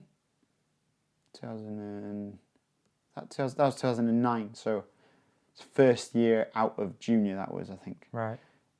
So first year in, I think it was an expert racing, but racing World Cups as an elite as you do. So I was just like, what? This is amazing kind of thing, yeah? Getting real excited. And then the boss of the company, shout out to that guy if he's listening to this, Mike. That was when it was like, like Live and Kicking, do you remember that? Yeah, I do, yeah. It's kind of like a show like that, but a Welsh version, but kind of was on weeknights kind of thing. So it was a really big show back then. So they had a bit of cash, like. So he went, and he liked me for some reason, like, and I showed him the UCI calendar, because I didn't have UCI points to do the World Cups, you needed 20. Right. So I was like, I need to get points. So there's these Spanish races in March or whatever. Well, this was like February. But it'll be a bit tight to get points for the first one in South Africa. And he was like, oh yeah. And he looked at the calendar, he's like, oh, what's this race here? And I was like, that's Australia and it's next weekend. And he was like, oh, okay. And I was like, oh, okay, he's not going to do it. No way, kind of thing. He phoned me up that night saying, okay, I've booked you a flight to Australia. No shit. And this was like Friday. So that was for the weekend, not that Saturday, Sunday, but the following weekend. Yeah. So I was like, Thursday night actually. So he phoned me up Thursday night and I was like, fuck. So like my bike was in pieces. I hadn't ridden all winter. It was like hammered from the season before. And then, had to just literally bought a load of shit off Chain Reactions, whatever, to get it fixed, Yeah. I fixed it up, told my boss, which was Buds, which was my mate, which was a bit awkward. I've been offered this crazy deal to go around the world on this TV show. But I'm going to have to quit now and going on a flight next Wednesday. So I said, and he was just like, oh, fuck, because it was a big slate mine, it was like a massive, it wasn't just a little thing, so losing like a person is quite a big thing. Right. But he was a bit like, he couldn't really argue with me because obviously he's a mountain biker and fair play to him. See what a big opportunity it was. Yeah, so he was like, oh, fucking do it, So I worked for him Monday, built my bike up. I think built my bike up on the weekend, packed my stuff Tuesday, got on a flight early Wednesday morning. Fuck, it was insane. It was like trying to, when you're 17, you haven't got a clue of life anyway. What was it, 18? Travel on your own? Or? 18. Oh, camera people. Well, just me and my missus now, her, she wasn't my missus then. And we got on this flight, and it was like, fuck, I can't believe we're going. Like, this is insane. And so no mechanic? No, of course not. No mechanic, nothing like that. No. She was the mechanic and the cameraman. Well, I had a good idea by then because I'd worked in enough bike shops to fix my own bike, so I didn't need a mechanic. So we went out there, and then so jet lagged. We got there because it was in Tasmania as well. Okay. So we need another flight again. Yeah. Got there, and I think I did some riding on the Sunday before going just to get my shit together because I hadn't ridden in so long. And I didn't clean my bike. I was like, oh, fuck it, I'm in a rush, whatever. Didn't know about immigration laws and shit. Got to Australia, they opened, and I ticked the boxes, didn't read the thing, And they went, fucking ape shit. They were like, what the hell's all this mud on your bike? Like you're breaking the law. And I was just like, oh my God, I'm so sorry and stuff. So they got me into this room, put a big rubber thing, outfit on me and made me clean my bike, like scrub it. Really? Took about 2 hours to proper clean it because they're proper strict. And that meant I missed my transfer flight to Tasmania. So I was so exhausted, but got to see Sydney Harbour and all that stuff, which was pretty cool. Cool. Then we got on this flight to Tasmania, and I was so clueless and so tired. I booked the wrong hotel for the wrong night. So we ended up like having to find somewhere else in the city, in Hobart or whatever it was. Like, it was nuts. And then the whole reason was to go there. I remember now. I had 18 UCI points and I needed 20. Right. So I only needed 2 points, which was something like 11th or whatever it was a category. It was quite an achievable result. Yeah. But I was so tired and so confused. I fucked it up and crashed and didn't get any UCI points. So I went the whole way there, didn't get these points. I remember thinking, fuck, this guy's paid for my flight there. I'm in Australia. I remember just sitting down and crying, and I was just so confused and jet lagged and stuff. It was insane. What the hell? And then we got on a flight home Sunday evening. With 18 points. With 18 points, with not even fucking going to the World Cup. So worked it out. I was flying. I was actually on the plane more than I was like landed there. Jeez. So anyway, luckily, we did some other races. So it was pretty mad. The dude, he knew how to make a TV show, to be fair to him, because like he paid for that stuff and he was good telly. And then I wanted to go out to Europe with my mate Al Bond, who was living in a van. I kind of met him, and he was in this Hiace, just like proper dirtbags, you know. Like he was like didn't have a tent, didn't have a gas cooker, anything. Really? He was living off cereal bars and sandwiches. Like, yeah. So I went out to live with him, and they didn't give me any money towards that. Like they paid for my flight, but I think they wanted to see me like camp out and do all that stuff. Yeah. I had an amazing time though. Like I bet. Did Portuguese races. Sick. Just scraping by with enough money, you know. Me and Bondy in the van. This van was fucked. He'd like crashed it so many times, and like you'd have to turn it like that to drive it. But we were doing uplifts everywhere in it, and there was a good gang of us. There was about Jim Stark and loads of boys out there having a fucking. It was fucking time of my life back then, actually. Yeah, yeah. And then I remember what happened. I'm trying to remember. Somehow, I think I got a jersey off Roger Wilbraham, the British cycling guy, you know. And I was like, fuck yeah, I'm going to. So I didn't need these points anyway, so I could go. Sweet. And then we went there. Oh, that was it. There was Jeopardy, I remember now. Vigo was like a mega gnarly track, and it was like at the end of our trip. And I remember there's this gnarly rock slab. And I remember seeing it in Earth and seeing it in person. It's fucking gnarly. It's like this big steep thing, and there's a step. You've got a gap in the middle. Right. I remember going in. I was so nervous back then. I was so aggressive and mental. Like I went in flat out into it way too fast. Clipped a rock on the way and started going over the bars before the rock slab. Flew like off the top of the rock slab, like a good 20 foot through the air, and landed on this step. Like my knee hit it so hard. And you know when you close your eyes and you're expecting like your knee to be popped out or something. Yeah. And I was like, fuck, it's still there, thank God. But it was mashed up. It was like, so we had this thing I had like 3 weeks before the South African World Cup to fix my knee up and stuff.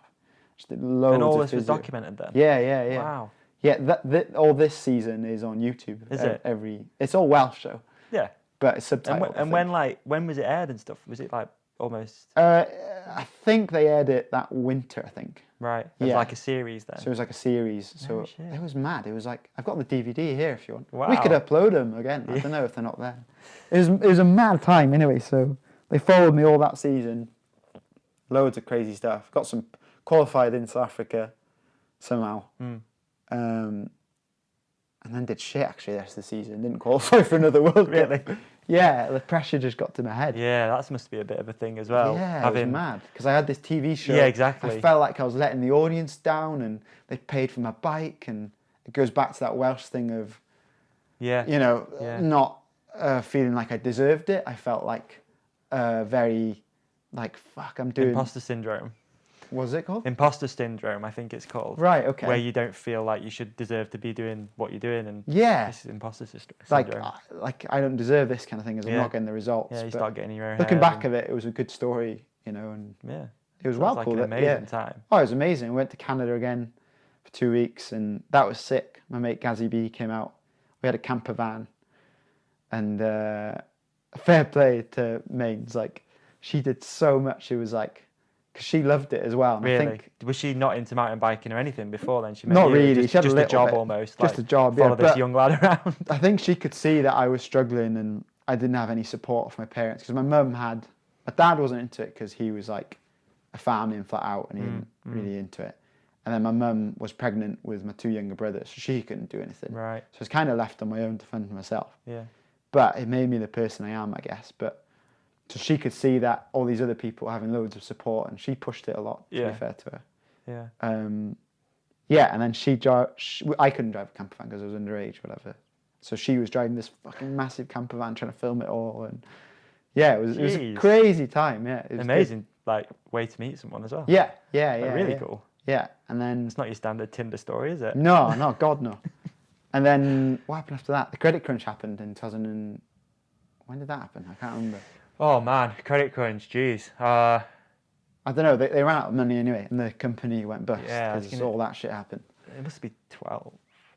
12. It's mad, isn't it? You don't think that I stuff don't like even that think affects about your yeah. life, but Oh, man. it does, doesn't it? Because Mm. without all that money flying around, I wouldn't be able to do that. No. Yeah. Then after that, I was kind of over the TV stuff anyway, you know, because it fucked in my head so much. Really? That after that, I decided, like, right. How big did it get, though, this show? It got pretty big, It it was would like... you get recognised in the street and all that sort of stuff? Or you know what I mean? Maybe like in people smaller like, communities, yeah, like a few people did, yeah. The mountain bike like kid. proper Welsh people. Wow. I think it brought like recognition to mountain biking. Good. So it was prime time. It was like 4:00 on a Wednesday afternoon. Your parents must have been like, "What on earth?" Like we. Yeah, well, yeah. Don't really know that's anything when my about this dad. stuff That and- was when my dad finally said, like, "Oh, I'm proud of you," kind of thing. And I Sick. never heard him say that before, and I was like, "What the fuck?" Yeah. Wow. So yeah, it was like pretty big actually. Yeah, it was quite cool. Mm. But and then that all stopped because of the money. Right. But I was quite glad it did. And then I remember just getting my head down, working my ass off in a bike shop over winter again. Literally, I budgeted myself £2 a day to live off. Like Beautiful. I had like a tin of soup and a loaf of bread in work, and that was my lunch every day. And then got a deal with Team Skiing in Cardiff. Oh, sick. Cool. Because of my mates, because I met my Good old mates who were John. on it. Yeah, John Skiing. Yeah. Cool.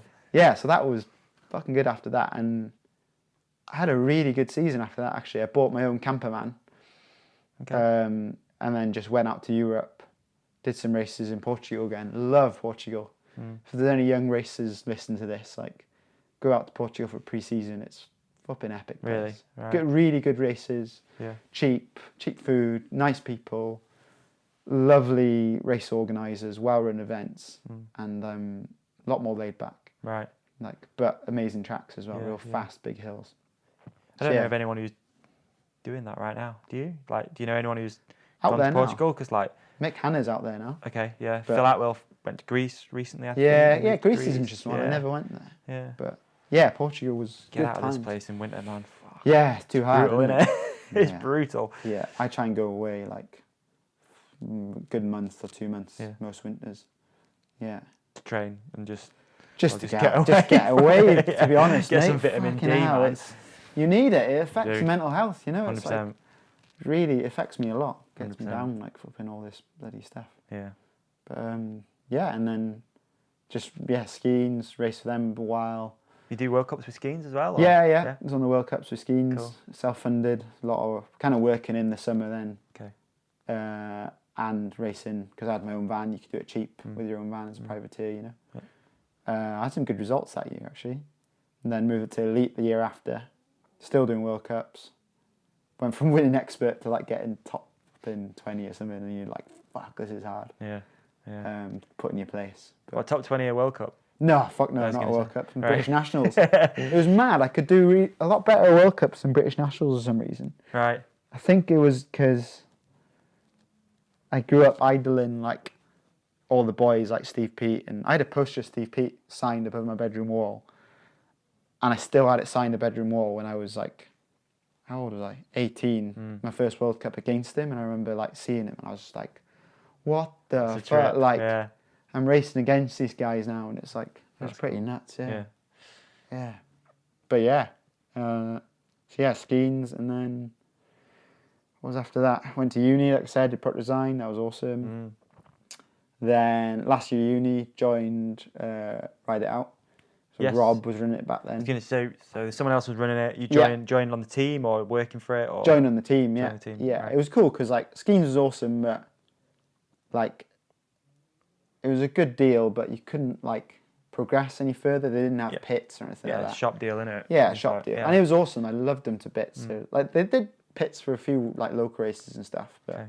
I knew it wasn't going to go any further, so I joined Ride It Out, and yeah, like started stepping up my training a lot more. Like paid for a personal trainer, fully like committed to it basically, and had some good results, but I kind of got burnt out a little bit. Right. I don't know. It's a weird one. Like But at this point, dude, like you've been doing it by the sounds of things, like for quite a few years. a long time, hustling yeah. at it as Yeah. well. It's not like it's easy, been is it? grafting, Yeah, yeah. it's grafting. Yeah. Grafting in Yeah. the winter, Yeah, fuck yeah. It's like all through summer, just trying not- to get to races. It's Yeah. hard, man. That It is privateer hard, yeah. life yeah, it takes its toll, doesn't it? Yeah, it grows in you, doesn't it? Yeah. yeah, and then the opportunity kind of came to take over Ride It Out. Right. I think we went to New Zealand over the winter, came back, and then had a phone call from Rob, just saying he's not doing it anymore. He's trying to sell up, kind of thing. I'm like, wow, how much do you want for it then, like kind of thing. And then thought at the time like this had helped my racing loads, and like it gave me way more time.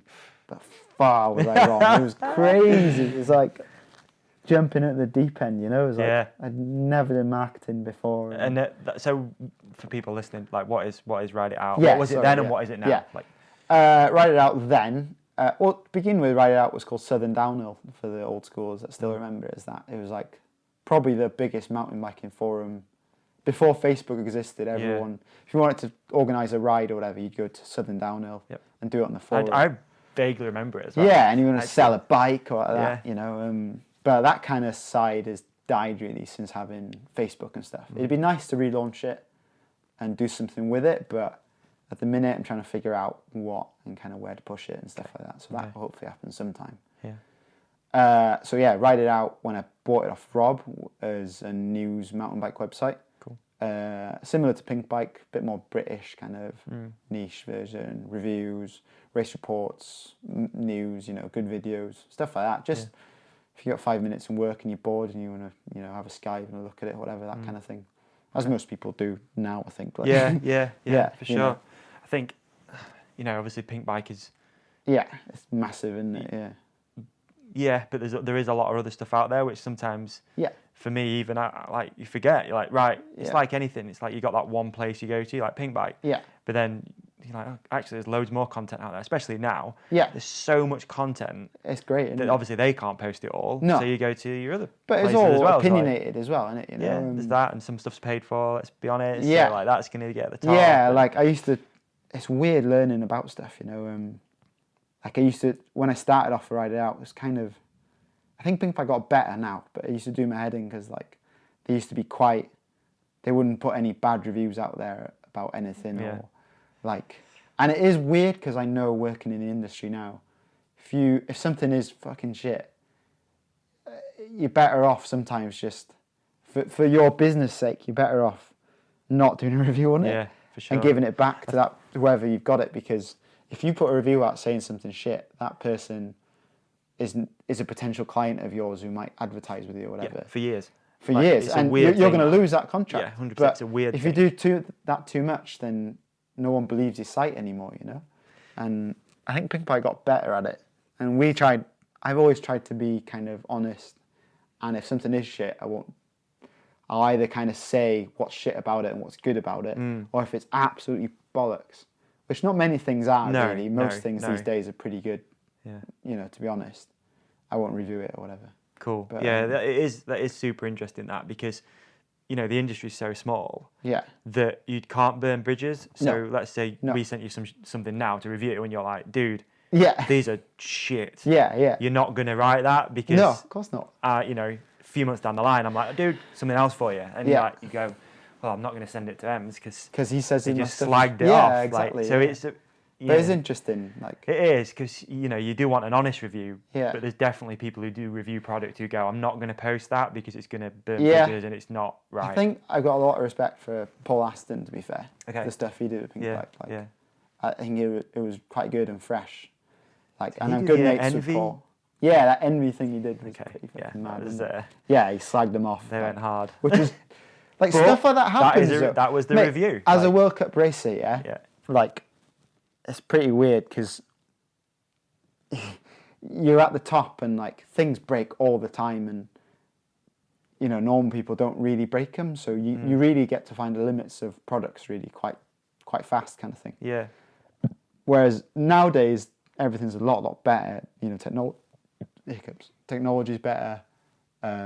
You know, materials, so things don't break quite as often. But back in the day, fucking hell, the amount of stuff, rims and tires and shocks he'd blow up and stuff. But it's true though. It's a fair point that about the whole review thing. It must be. Yeah, it's interesting. For me now, it's like changed. So that's what Rob was running it as, quite a lot of reviews, and the team it's quite a small team back then. I think, like I was it was quite a big deal for Rob maybe getting me on there as a World Cup rider. I was his before then they were just mates having a team local onto stuff. a review thing, whereas I took it on and I fucking love racing. Like racing's been my thing for years on end, as you can tell. So I took it from Rob, and like I said, I tried doing it all for a while, and my big vision was to expand the team into this where we're at now. To be fair, the team now is sick. It's we've got 3 or 4 World Cup races, and we've got our own web series and sick. Good sponsors. So who's on the team now? Good coverage. Last year we had Will Hart, Louis Mead, Dante, Jim Monroe, myself, and we also had a Mead athlete. Right. I call him Leo Hausman. So he's my Instagram guy. Okay. So just bangs out Instagram. So yeah, it was sick because and it's cool as well because I brought Will on the team that first year. He was first year at junior, I think, and Louis as well, first year at junior. So quite young. And to see where they're at now is pretty sick. Will, I don't want to say it, but he probably is quicker than me next year. I reckon he'll be. I don't know. I think I've got more knowledge than him about lines and stuff like that. How old is he? I could probably. Oh God, how old is Will? 22, 23 maybe. Yeah. Right, okay. And he's got his training down, and he's so committed. And he had a few years. What was it last year? 2018. He just kept on hurting himself, and the speed was there. He kept on getting concussed and buggering up ligaments and stuff. But he had the speed, and last year, he banged in quite a few good results, and I'm sure this year he's gonna be absolutely flying. Yeah. Cool. Oh, and Guy Gibbs as well. Can't forget Guy. Guy's been on the team. To be fair, Guy. Yeah, I said I was the first big World Cup racer, but did he race World Cups back then? I can't remember if Guy did, but Guy was on the team for a while. And then when I joined, I think, Guy was on it, and Guy did World Cups as well, to be fair. Right. But he never. Guy's an interesting guy. Guy's an interesting guy. Okay. He's from Norway, and Oh wow. Well, his dad's from England, his mum's from Dutch, and he grew up in Norway. So he's a really interesting guy, and he's nicest people you ever meet. And he's kind of like me, he doesn't shout out stuff, but he's even more reserved than me, I think. Right. So he'd been on the team since the beginning, and he's still on the team now. He had a few years off in New Zealand. He worked for Shell for a while as well, making big bucks. Oh wow, on the oil refineries. Yeah. Jeez. Yeah. Anyway, Balling. so took over Ride It Out and got the team pretty big time. Got very stressed trying to run reviews, social media, running the race team, dealing with sponsors. Fucking, I got in a bad place. Really? Yeah. What, last year year before? What were you thinking? When did you take it over? Well, so there's a bit more here actually. There's a bit more to the story. There's a combination of, I don't know if I want to use the term brain damage, but heavy concussions, 2 in a row. Yeah. That proper fucked me up. Right. It was 2016, so I'd been on the team for a year, 2 years? 2 years, I think. And 2016, I had a double, hit my head in Football World Cup, I had a brake failure. Wow. Jeez, whereabouts? Hazard Hoofer? The gap over the river, the Red Bull gap. Oh yeah. The gap over the river, and then you land, and then there's a. To be fair, it was a lot of my fault. It was my own. It wasn't my fault that the brake failed, but the adjuster. We were I won't say what brakes they were because I don't like to say too much stuff. But we were prototyping these brakes. We were in development with them, and the adjuster on the brake kept coming loose, so we kept Loctiting it to stop it coming loose, but it came loose all the time. And the guys who were running it at the World Cup, the engineer was there. He was like, "Oh, I use red Loctite." And we used red Loctite. And then at the time, we were for the race, we were like, "Fuck it, we'll super glue them." And I had a mechanic then as well. Shout out to Andy Lund, great mechanic. So making sure they won't come undone. What we didn't consider was when we super glued them, it made the Loctite really brittle, and the Loctite just fucking snapped off. So as I was going on my race run, my rear brake was unwinding itself in, so it was coming further and further into the bar. Jeez. And I was like, fuck, I've got, I really wanted to qualify still. And I was like, I can make this happen kind of thing. Yeah. I kept winding in. I kept going. Yeah. Fuck, but without a rear brake, it's so sketchy with front brake. Yeah. So I think it was, you do motorway, you do that Silverline wall ride thing. Yeah. Then you're off the brakes for a bit then. And then came to Haderswood-Hufen, didn't have much brake at all. Dabbed the front brake and the rear. The front brake grabbed away more, understeered. Like started going like that and just went down, head hit a stump. Woke up like craving Jaffa cakes. And I was like, I know something's fucking weird here. And I was just like, whoa, I'm really confused. Wow. But back then, I had no idea the dangers of concussion, you know. It was like, it's just you hit your head kind of thing, you know. Badge of I've honour. had it. Crack on. Yeah, had it loads of times. So following week, local race at Antistyniog. Did that. And I was pissing around at the top. Did a, you know what a Bubaka is when you go on your back wheel? Yeah. Did that on a gravel pit. Gravel went in, went backwards, couldn't unclip, hit the back of my head. Fucking concussed myself again. But still raced, not knowing the dangers or whatever. I was like, fuck it, I still won. Drove straight out from there to Europe. I had this LDV van, like fucking shitbox of a van. I had my mate Jordan mechanicking for me. Drove straight out there to Europe in that van. Felt really weird the whole trip. Road shit. Did absolutely terrible. Like, it came nowhere near qualifying. I was just riding everywhere and just felt fucking weird, man. And then come home. I remember I came home for national champs. And I remember the day I came home, I dropped Jord off a mechanic. And I've never ever suffered depression or anxiety before that. It was like I've just lived my life, like, you know, quite present, just enjoying it, and quite naive, I guess, so as well. Never really thought about anyone else. And when people tell you you're depressed, you're just like, oh, whatever. But then I remember feeling like insanely low, and like even feeling like quite suicidal and shit, really confused about life and death, and standing on like, not that I'd ever like kill myself, but I remember standing on a cliff edge thinking, fucking hell, like thinking about death and all this fucking bizarre shit. And it's a weird memory. But went to the race, national champs, felt fucking fine the next day, like rode amazing, had a good result, didn't feel depressed at all, felt amazing. And I was like, what the fuck is going on? And then the following weeks was really up and down, angry, like mood swings, just all this mad stuff happening. I couldn't work out, and then I couldn't like compute stuff very well, couldn't do maths very well and stuff. And then shout out to Tommy Wilkinson. A few weeks after national champs, he put out an article about the dangers of concussion and TBI, I think it's called. Okay. TBC, I can't remember what it's called. Traumatic brain injury. Yeah, TBI. TBI, right. And I read that, and I was reading through it, and I was just like, fuck. Like going through the symptoms, and I was just ticking every single box of symptoms, and I was like, oh my God, I've got fucking brain damage, and I've been riding for like 3 weeks since I've had that double concussion, and I haven't felt the same. And then that winter was insane. It was like, what do you do about it though? I stopped riding, quit riding there and then. I was like, fuck this. After reading that, I was like, I got to stop. Went to the docks, and bear in mind, I was like mega confused up and down, like mega depressed, fucking then ecstatic on other times and shit. And then went to the docks, told them all this, and they were like, oh, nah, it's nothing to do with your concussion, it's just you're depressed, have some antidepressants. And I knew from like I don't know, you know, you listen to other podcasts online, like antidepressants, I've just considered them, they don't work, they're like, they treat the symptoms, not the cause. So I was like, I'm not going down that road. And for a start, I felt shit sometimes and felt great at the time. So I was like, back then it was like maybe like once every 2 weeks I'd feel horrendously low and then feel fine most of the time. But then, so I was like, I knew I wasn't mega depressed. It was something else. Okay.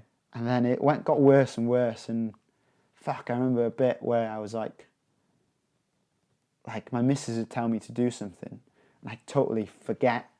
Like 10 minutes after, no recollection at all. Right. That she said anything. And it was like, it was fucking gnarly, It was really scary. And I couldn't do maths, couldn't work, couldn't do anything really. It was a fucking scary time. And it was, Headache or? Yeah, crazy headaches. Like insane headaches. Like they'd last for a week. Yeah. And yeah, and a lot of things, like, I still suffer now from it really, but I'm the best I've been now. But so after that thing with the doctor, I just like was quite pissed off with the doctors and lost all faith in that system. Yeah. So I kind of just fell into a hole really of like just thinking like I've just got to ride this out. I'm a bit fucked. Hopefully I'll get better. And wasn't proactive at all, trying to help myself. Right. So just getting on with it. But yeah, I was quite fucking depressed and stuff back then. It was pretty horrible, really. And confused more than anything. And then I remember stayed off the bike for 4 months. Yeah, actually just got stoned quite a lot, to be perfectly honest. Like I never smoked weed before then. Did it help? Yeah, well, I don't know. I think it did, but then I don't know. It's weird looking back because like it was very up and down, you know. I think it did because like I was looking for an escape. Yeah, exactly. Because it's so confusing, and some people say, like I've done a lot of research on it now. Some people swear by it and stuff, you know. Yeah. And I think it did help looking back, for sure. But I wouldn't recommend it to everyone because I recommend you try it because you got to try everything. But like some people, everyone reacts differently. Yeah, you know? Were you struggling sleeping as well though when you like because the headaches or? Yeah, it was all helping a big. You sleep and... Well, yeah, it was just helping me deal with it all, really, because it was a scary time. Because, like, you don't know like how long it's gonna last because it just kept getting worse and worse. So I was like, fuck, what if I'm gonna be a vegetable in a few months' time, or what if I'm never gonna ride again? I don't know what I'm doing for the next season. And then just slowly over time, started getting better and better. Right. Luckily. And then we went to New Zealand. I hadn't rode for 4 months. And then I started riding again in New Zealand again because I was like, fuck it, I want to try and ride. And then it was really scary because I was shitting myself to hit my head. Yeah. And yeah, it was like quite scary thing to try and get over really. But yeah, started riding. And then fell in love with riding again. Absolutely fell in love with it because it was this weird place where I was like, wasn't flat out training for World Cups, and I was getting over this injury, so I could just enjoy riding for riding. Yeah, that's it was cool. Really nice. Probably like something that you wouldn't do normally. You've not done either because there's always been like a race series or a goal or and a you've always TV been series. So driven. Yeah, so driven. So you're just riding for riding. So you're right, it was fucking sick, and we had a really good holiday. And I was still suffering looking back at it. I still wasn't there, and I probably shouldn't have rode so soon, but it felt so... I remember, you know, what's that line in New Zealand? Dream line? Those massive jumps? Yeah. I remember there was a jam on there, and I was like, I'm not going to do them. And everyone was going, I was like, oh, fuck, they look so amazing. And I taught myself into doing the smallest one, and I did it. And then I borrowed a full face of someone, and I was on a 29er as well, like XC bike. Right. And I was like, oh, fuck it, I'm doing it. And I did it, and it felt fucking... I just, yeah, like, so... Sick. Have you ever done massive jumps? Like some big stuff, nothing like really crazy. But like massive, easy jumps. Like, exactly, safe jumps, yeah. I don't know if you go there and do them jumps. They're like some of the biggest, easiest jumps. Super confident, inspiring. The best feeling, like you're just like, like nosing in and crowds of people. And it was a really good moment, actually, good memory. Sick. And that's when I was like, right, kind of, I can get over this, I'm okay. But I definitely wasn't okay. It fucking lasted a long time. That was 3 years ago, and it took... I thought...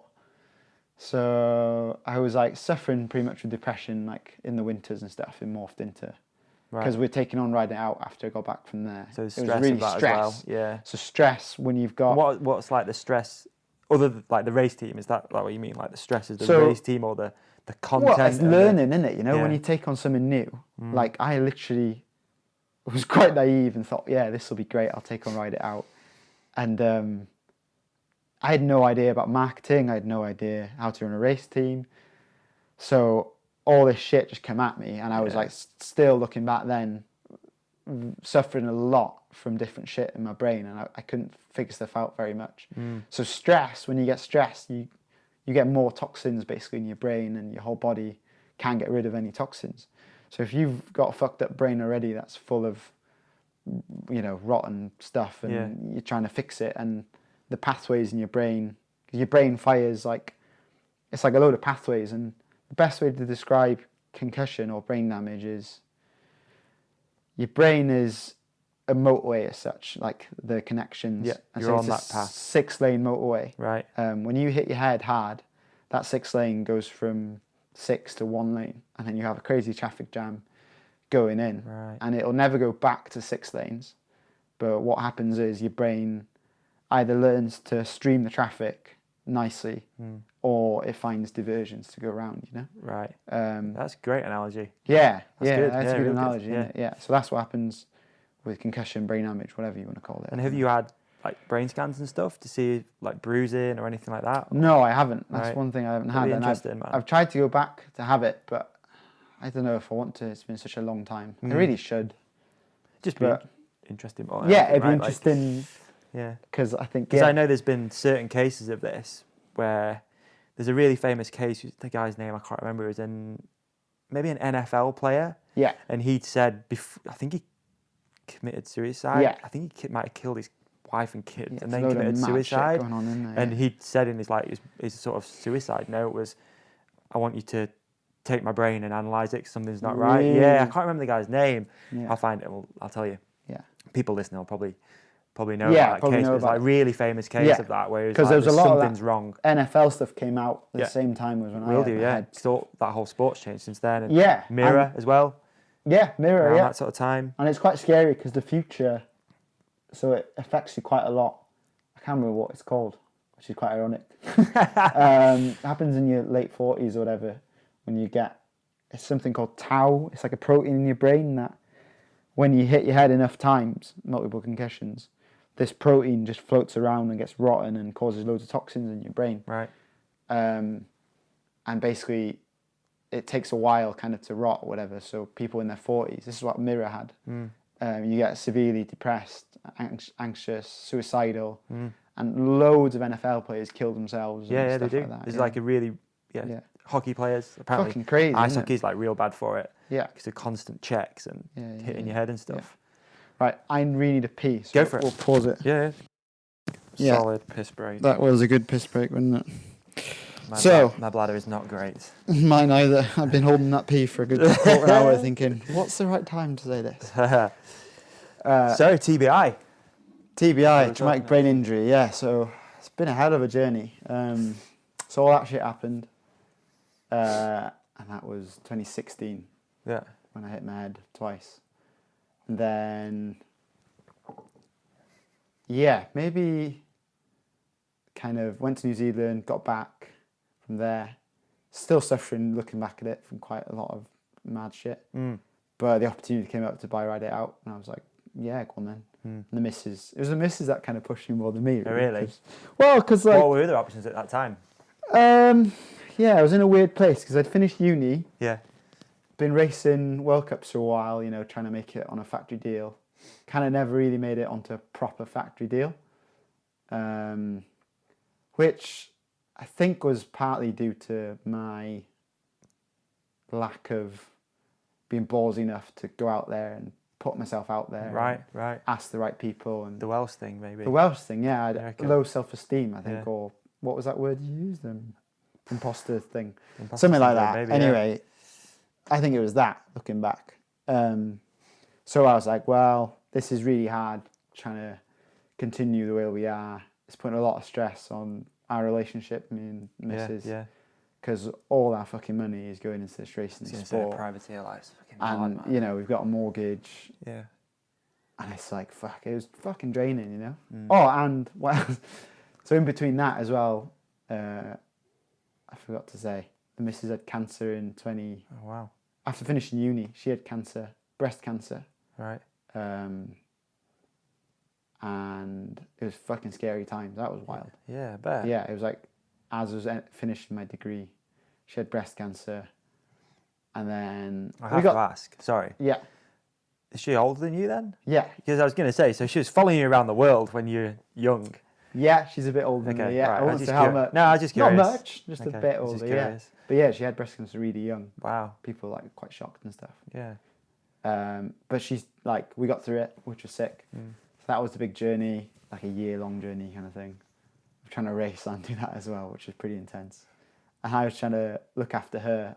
Like, I didn't have a job with a stint, going through chemo, and I was like scraping by doing like some local races and stuff, and I broke my finger. Right. And I couldn't drive, and like the one thing I had to do was look after her, and she had to come pick me up from the hospital after chemo. Oh man, it was fucking funny. But yeah, it made us who we are, and to be honest, it was like, brought us really close. Like, yeah, it was fucking awesome. Yeah. But it was shit, but it was. I know you made us stronger. Yeah, positive stuff come out. And we got through it now. Back of it. Learned so much from it about diet and healthy lifestyle. So anyway, so after TBI, so we didn't have many options because we'd been through that cancer stuff. Yeah. We kind of fed up with being absolutely skint on our ass, working our asses off. And she was funding most of my racing, to be fair, because like she's a camera woman. Yeah, it sounds like she's got a pretty good gig. Like, yeah, she's fucking awesome, man. Right. She's fucking such a cool bird. That's cool. Like, yeah, I love her to bits. And I think that thing of, because when she's at film me, she's like pity on me or whatever, and maybe that stuck all the way through. I don't know. Just because I was like, I don't know. Yeah, my head. I've always had. I can say now I've always had really good bike skills, and I know like since, and I can learn to progress really fast because like having that pump track thing in South Wales, that progressed me riding so much. And I was a really good bike rider by then. I could fucking ride a bike well. Yeah. But I just couldn't get my shit together for a race run. Right. Like everyone in practice was like, fuck, like saying to my missus, he's going fast and stuff. But then the race comes and race comes and I'd either crash or just go too slow. So many people have that, man. Yeah, it's I know. Crazy. It's confidence, isn't it? It's mad. But I've always personally like never figured that out. I mean, I've only done a few downhill races and stuff, but even just being a fan of the sport, all that, like you're saying, all that shit you're going through to get there to that weekend. Yeah. And it comes down to thing, one run, basically, like for your result. Like it comes down to that one. It's fucking mental. 3 minute or whatever it is. It's how much money is worth on that one run. It's crazy, you know. And it's something that I've always been like, how the fuck? At least like with other sports I've been involved in, you get another moto, you get another go at it. Whereas this is this is it. One run, yeah. But that's what makes it quite special, I think, in terms of special things happen and you learn a lot about yourself, and it creates some extraordinary people, I think, by having so much pressure and so much. I feel like as well, no matter what level you're at within the sport, you have the same feelings. Same thing, yeah. Even if you're whoever, Lucas Shaw, who's been fastest all day, and you're on the start line, coming down last, or you're just trying to pay your bills and you're coming down 60th. What I think same pressure almost is the difference between obviously the preparation, the bikes, and all that physical stuff, but the mental side. I think you got to know yourself really well, and know what makes you tick and what you don't like, and experience, I guess. Yeah. Like huge respect to people who can get it. Like if you look at Danny Hart, like fucking hell, he's been since he was 12. Smashing races. Yeah.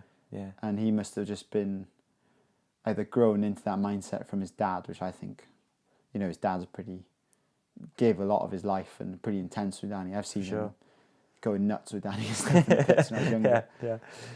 And I was just like, fuck, I wouldn't like my dad to yell that at me. But then that's what you need to, exactly. to be that mindset. Sometimes, I think my problem, looking back, but I don't think it's a problem, is I fucking love having fun and I love having a good time.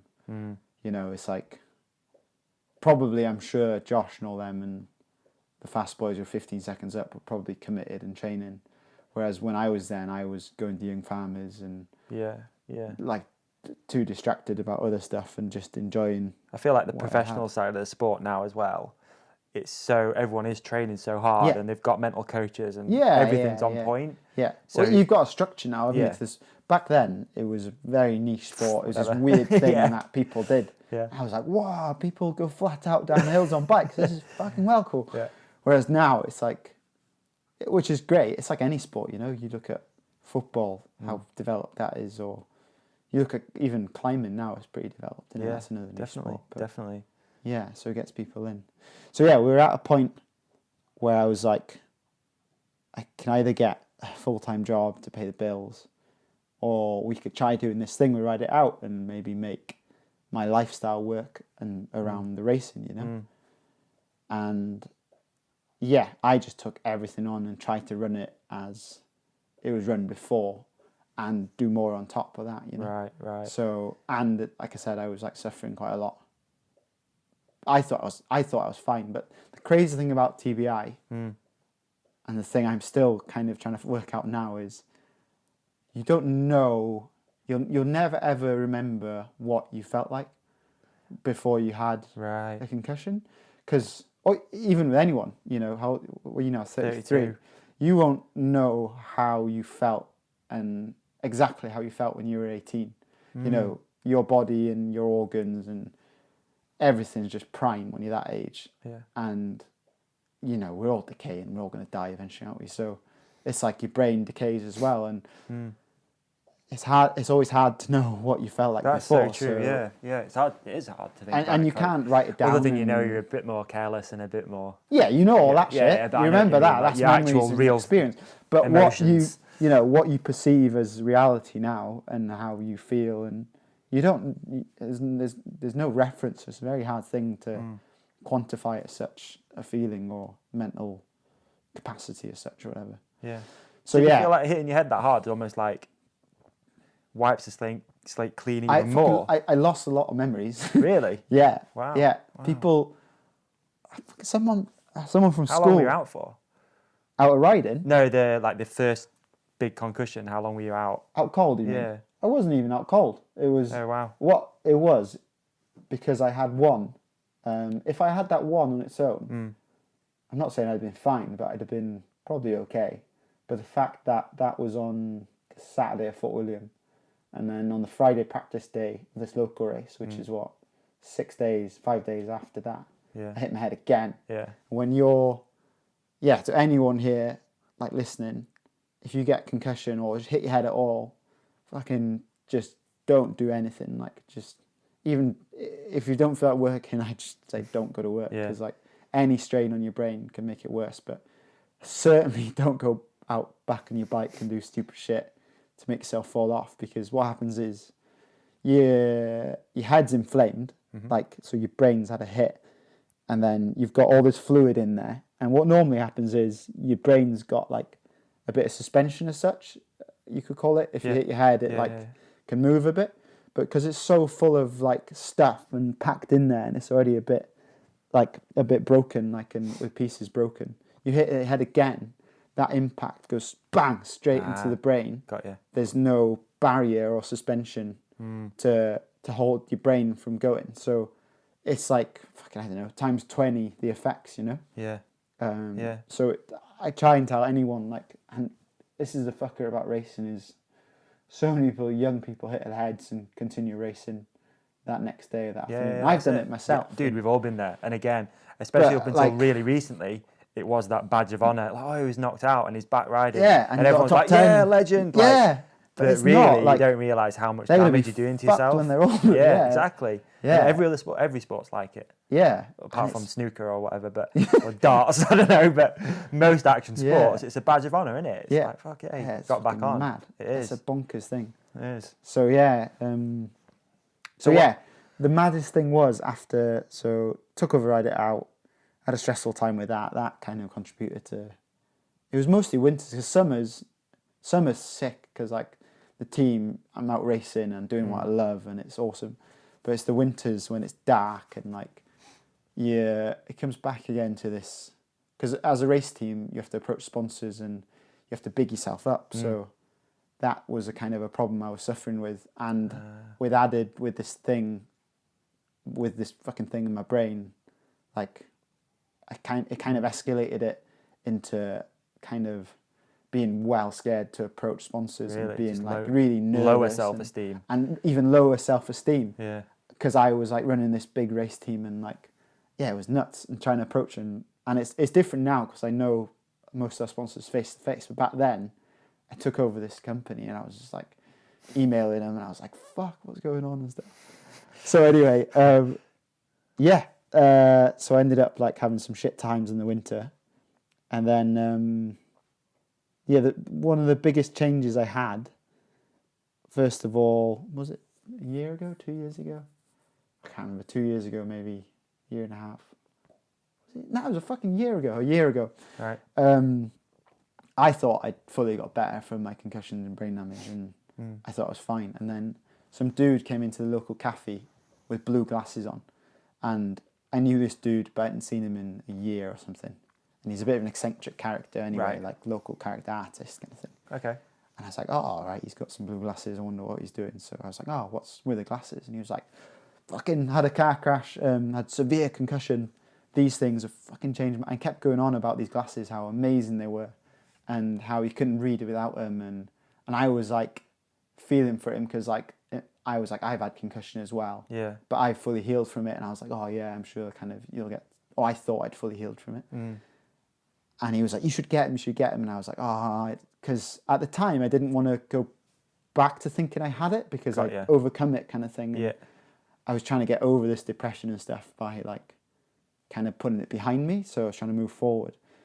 So he kept nagging me so much every time I see him. I was like, fuck it, I'll do the glasses test thing.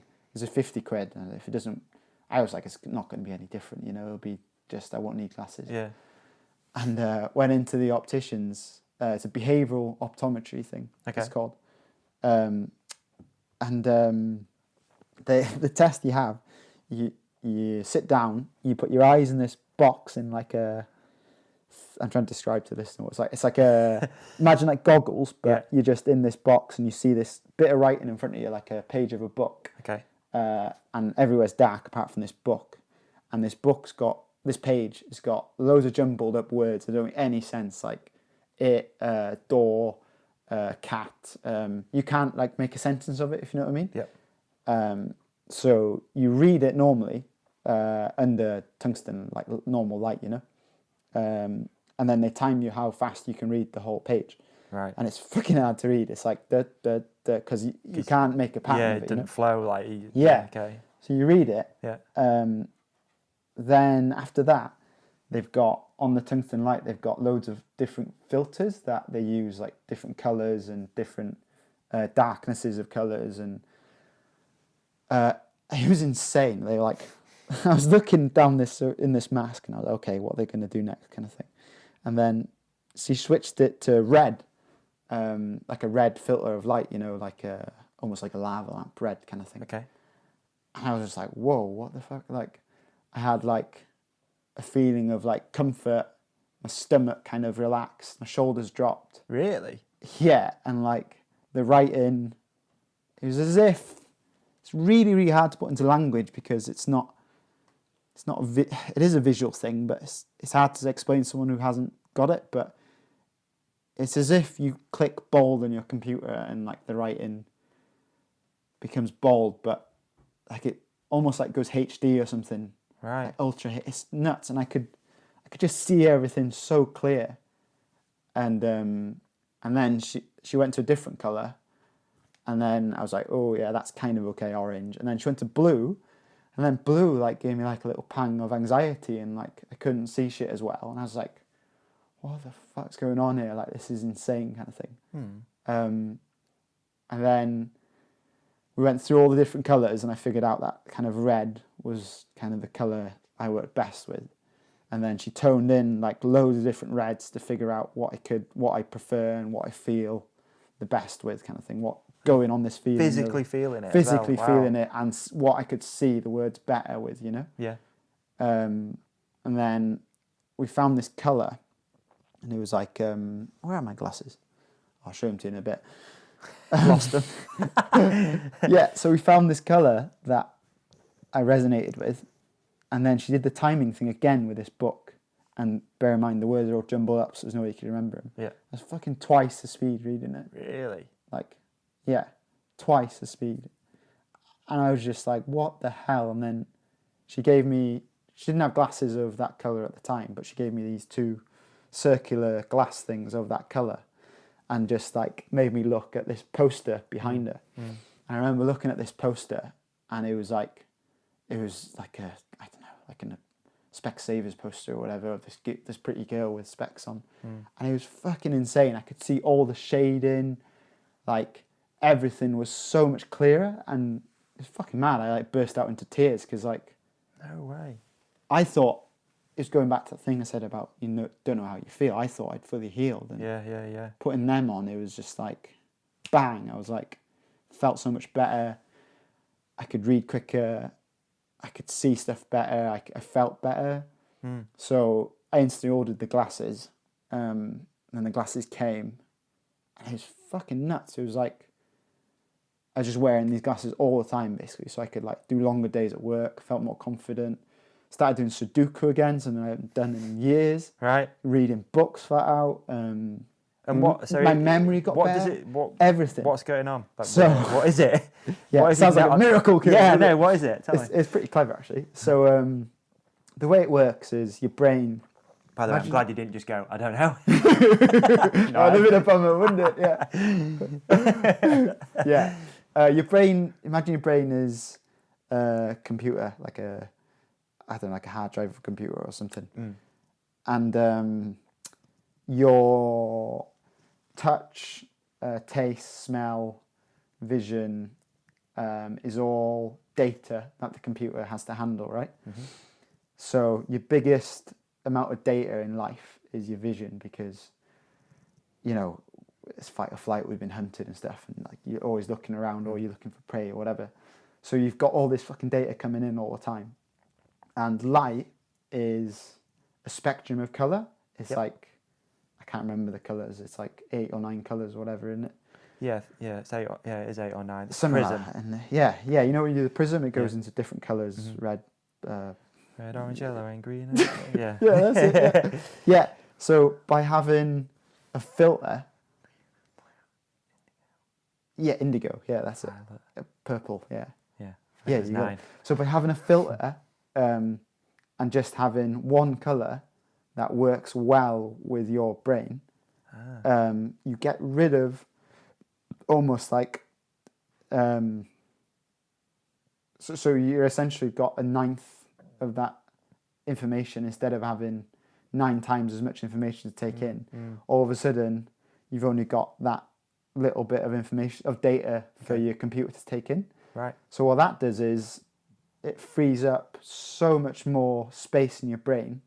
Like, what I said before about the motorway thing. So imagine your vision motorway has been fucked and it's like down to 1. Yeah. All of a sudden you don't need 6 lanes because you've only got 1 colour. It's that red lane you're in, if you know what I mean. So it's almost your brain just opens up. Your computer isn't running as hard of a RPM or revs, whatever you want to call it, so you get so much more space in your head to think. It's the same as, have you ever been in a room or in a party where there's loads of people chatting and stuff, and if you're not, maybe sometimes it happens when you're pissed, but like you're trying to listen to all different conversations and it just does your head in, you go outside for some space, That just gives me anxiety. Yeah, exactly. It's the same thing with vision. Right. That room of people is the spectrum of light. So by doing it down to 1, you can think more clearly, and you're not overloading your brain and it's fucking nuts. So even if you've not had a concussion, it's just something you can do. 100% to people at home. It's just something you can do. It's called Erlen syndrome. It's a syndrome people have. Right. But I don't know how someone found out that it worked with people with I don't know, brain damage or whatever, or concussion, post-concussion syndrome. But it works. Wow. And it was nuts because I wore them flat out for probably like 6 or 7 months, like all the time. Yeah. And then slowly, because I think I healed a lot in that time. Yeah. Like my brain, because when your brain's not being worked, it can actually get rid of the. That makes sense too. The shit it's taking the load off it a little bit. Yeah. So you can focus on healing your brain, right? And when your body feels good, when you're not stressed, when you're not tired, your body can heal. With anything, if you break a bone, break a foot, if you're going flat out all the time, that thing's not going to heal. You need to rest. And it's the same, your brain's an organ, so it rests the same way. So we were wearing them for 6 months.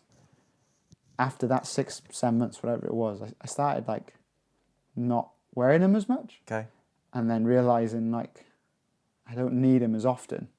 And now it's been a year and a month, I think. It's been 2 years and a month. I can't remember. I'm sure it's a year and a month. Yeah, it is a year and a month, yeah. I hardly wear them at all. I literally just wear bright lights. Yep. In supermarkets. Anyone who's had post-concussion syndrome, supermarkets are a fucking nightmare. Really? What is it? The lights? What is it? The colours? Everything. It's like the bright lights, yeah? Yeah. You've got crazy bright lights in there. Like white light. Like white light is a horrible light for anyone with post-concussion. Most people, anyway. And it's information overload. You've got flipping tins of stuff, prices, people everywhere, erratically shopping. It's not a nice place to be. Like, I got another guy, it's interesting, I've met a few people and started talking to them. It's amazing how people have the same experiences as you. You feel so alone when you're going through it, you know? I was going to ask you as well, do you think that wearing the glasses, because I don't know what they look like, I have no idea, but is that like a bit of a confidence thing as well? Because you're wearing these glasses that are a bit different. I'll show you them. Where are they? Oh, I can't show you. Where have I put them? There. Will this reach? Probably. If not, it'll be right. Right. Don't worry. Hang on, come with me. Right, here we go. So they look very kooky and funny. And I've just moved the mic. Cool. My toe.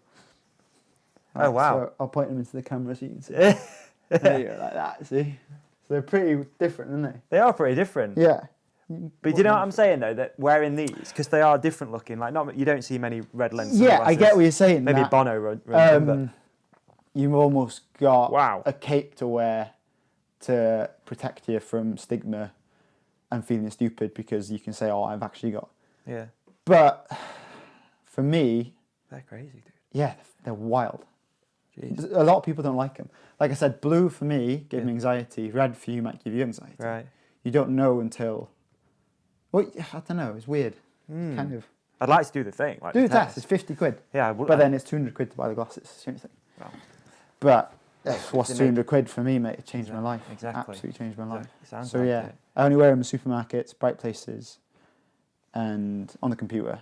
Right. Help a lot, yeah. Really? But in Australia, every school kid gets a government thing where they get a test for this. No way. And you see loads of kids there wearing like glasses. Oh, coloured glasses, yeah. 'Cause Right. everyone's got a certain colour they resonate to with their brain, and it can help them out and stuff. So yeah, Jeez. that helped a hell of a lot. And then, but it still wasn't perfect. I was still like suffering a lot. And then, interesting thing was, it was like the concussion stuff. It did play the biggest part, I think. But like, I actually went for counselling after as well. Right. And that was insane. Like, I learned so much about myself. Yeah. And why I've got this low self-esteem issues and stuff. Yeah. And why I felt this way speaking to sponsors or talking to anyone about anything. I used to get really funny. I remember, Frame, Chris in the bike shop. He used to try and help me out a lot with making me do social media, and I used to hate it. I used to hate like saying like, "Oh, look at me," kind of. I'm doing well. I don't know. It was weird. Right. And it was all to do with growing up with like no support and stuff like that. Yeah. And so they like help you unpack that. Yeah, it gave me like stuff to figure out.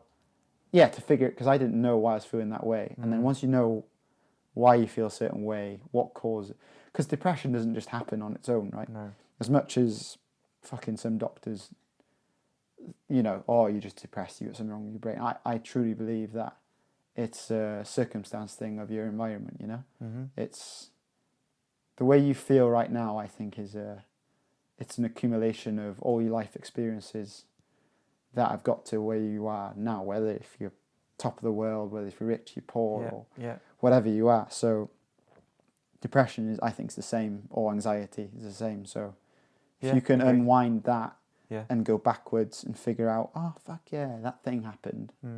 That was actually quite shit, or that was actually quite an important bit of my life, or stuff like that. Readdress it. You can readdress work it through it. And definitely. then when you do get a feeling of anxiety or down or whatever, you can be like, okay, like I'm feeling this way. Why am I feeling that way? And you can try and unravel what's triggered it there and then and stop it from going any further.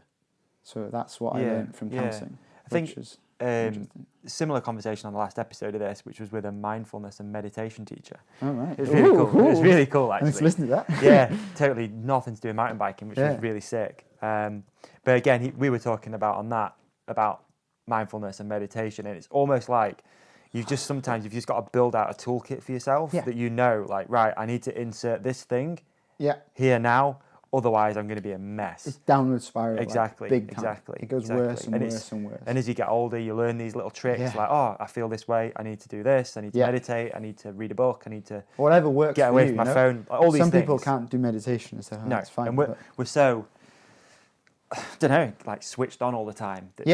Fuck, and it's a mad world we're in now, It's crazy, bro. It's crazy. I feel so sorry for, my little brother who's fucking 10, He's like, what is he going to have growing up? It's crazy. We talking about VHS and stuff. Yeah. Those are the days. I feel like we're not too dissimilar age, but I feel like you've got that same generational thing. Like the perfect way to grow up is we got, maybe not 100% perfect, but like we got the age before the internet. Yeah. So we had that. We went to call for our mates. We had to use a landline. Yeah. All that. We had all that. To ride to your mate's house to see if they're home. Yeah. If they're all that shit. You could ride over. You left school. You were done. There were no Twitter, Facebook, Instagram people. Yeah. On cyberbullying, it's called, isn't it? Right? There's none of that. We didn't have it. And then as I got to sort of 15, 16, that's when the internet started to creep in, and that's when you're starting to learn about more shit. And like, I just feel like, it's been perfect for us. But yeah, dude, I would hate to be it's teenager a right now. Scary world, Holy shit. Never be able to switch on. We're going to have a serious crisis. I of mental seriously health. think that of anxiety. It's more than mental health. It's like mental health ties in so much with physical health, It's like we're going to be, I think this is the first ever, like possibly us, I don't know if it's you and me, but the next generation is going to be the first ever generation that's going to die younger. Oh, really? Yeah, that's what the experts are saying now. Because, it's diet. The whole thing. You look at cancer, look at cancer rates, it's fucking through the roof. It's like, and it's getting worse and worse, heart attacks. It's all related to tension and stress and, things like that. And it's all because of the lifestyle we live, and so many people don't know it, and it's not their fault they don't know it, because, these devices are so designed to have your attention all the time that you become so insular and lonely that you don't even know you're insular and lonely. So true. It's fucking insane. It's so true. So it's a scary. Mike said it on the last episode really well. He said that these tech people in Silicon Valley or San Francisco or wherever learn neurologically what to give you to keep you hooked on that thing to get you money. It's a business, isn't it? I don't know. Something's got to change. I don't know what. Mate, it is not. I think again, as you get older and you learn this stuff, you do learn these little tools. I mean, I've got a bit of a tool belt, now where like my phone's always in black and white, which is weird sometimes, but you don't get attracted to all the colours as much. I love that. I got something called Zen Screen.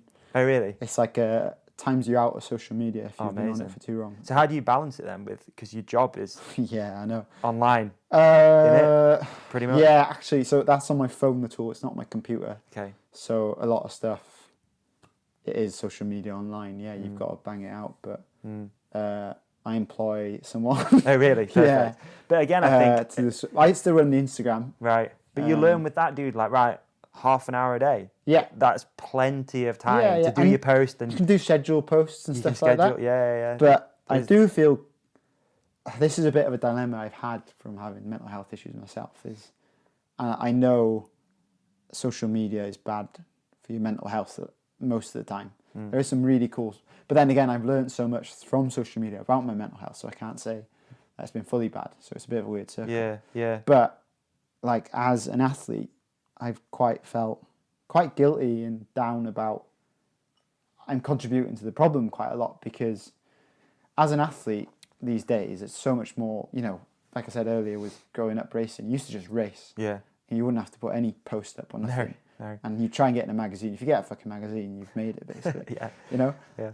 Whereas now, it's like, you've got to be so on your social media, and not all the sponsors, some of them are really into racing, which is really cool.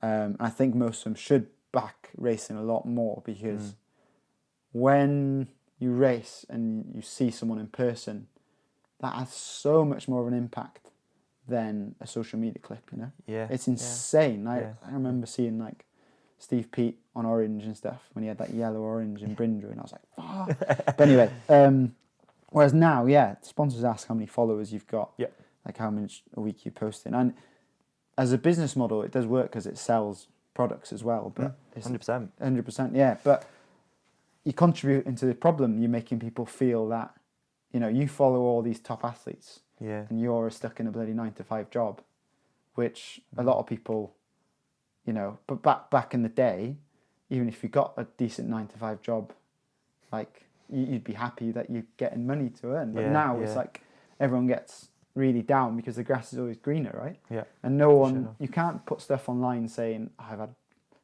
like for me, for instance, like I've never put anything online, which I probably should really, talking about it now, saying I've had, fucking shit day. But dude, I think that's what it should be used for.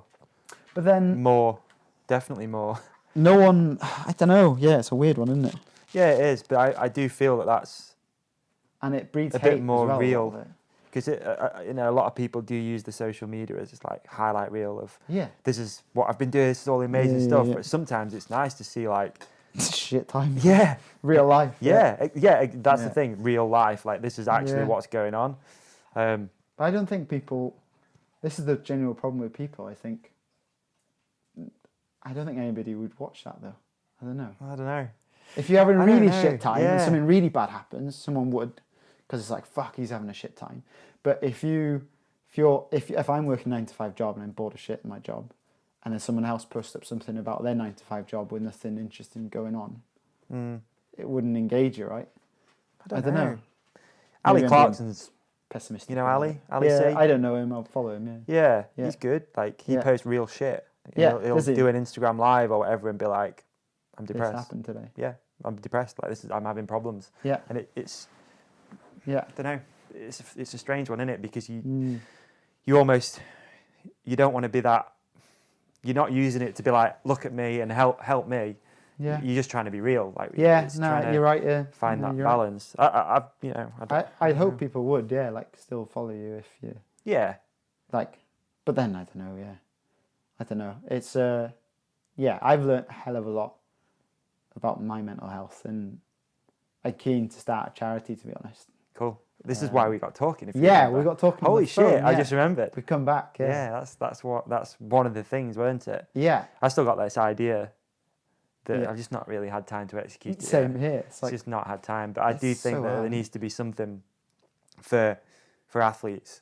Yeah. That are suffering with mental health problems. For sure. And I still want to do it. It's just, I'm happy to. I continue us having conversations about it. I do want to do it, and I don't know if we're talking about the same thing, but definitely, because I think there's this idea that just because you've got 70,000 Instagram followers and you're riding a bike for a living, that everything's hunky dory. The reality of it is, a lot of people are struggling, and those athletes maybe.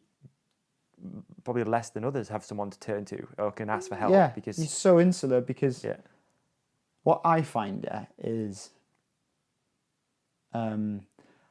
being like an elite athlete, because I've been there for a while now, and I'm no flipping Brendan Fairclough or Josh Bryson or whatever, but I guess I'm like top dog in North Wales block or such or whatever, you know. It is weird. It is kind of lonely at the top sometimes. It's like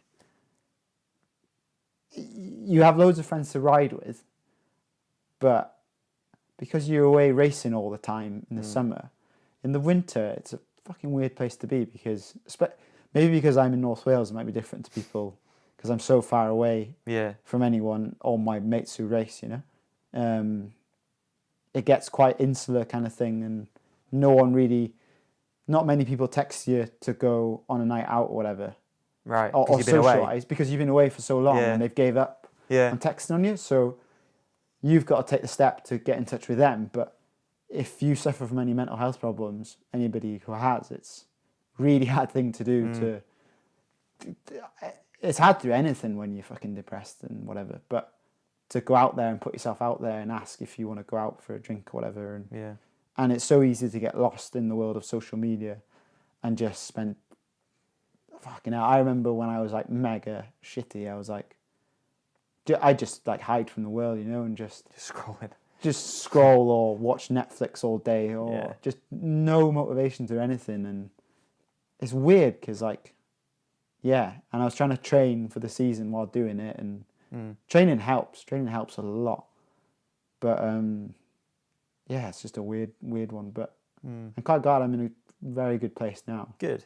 That I can talk about it openly. And Dude, so like, many I've people learned find so value much in it. Yeah, for sure. And it's not, I can't put it down to one thing, but it's a combination of. Is there anything like diet been a big thing, would you say? Yeah. Diet's what's massive. the diet look like? I've learned a lot. This is another conversation. Did we have this conversation before? I don't know. Probably. I tried to shoehorn this in, actually. Did you notice? Yeah, we're quite long. Right, diet, yeah. So, after Mrs. getting cancer, before then, I was like growing up on a farm, eating meat all the time. I was like, meat's fucking healthy. She had cancer. And then I remember the year after she had cancer, we had all clear, well, as good of an all clear you can get. She had insane pain in the kidneys, and I was like, fuck. And we were both like, shit, the cancer's back, we're fucking... And if you look into cancer rates, survival rates after chemo, it's pretty fucking hard to survive, really, you know. It's like 75% of chemo patients have another form of cancer come back because of the chemo. Wow. Yeah, really? that's another. That. I don't want to go down. No. That could be another podcast entirely. I'll fucking tell you about that. But just tip of the iceberg. After that, and then we found out it was a kidney infection, no cancer. I was like, fuck, I never want to feel like that again about, you know. Because after having cancer, you're in this shit scared place of it coming back, because so many people have it coming back, and it was such a shit time that you don't want it to come back, so you're like, fuck. So I was like, fuck this, I'm going to find out there must be a cure to cancer, or there must be something that all these people are doing wrong, you know? And there's a fucking hell of a lot you can do to stop cancer coming back. It's like, fair play to NHS staff for, you know, doing all they do and stuff, but there's so much more you can do to prevent cancer, to treat cancer if you're in the middle of it.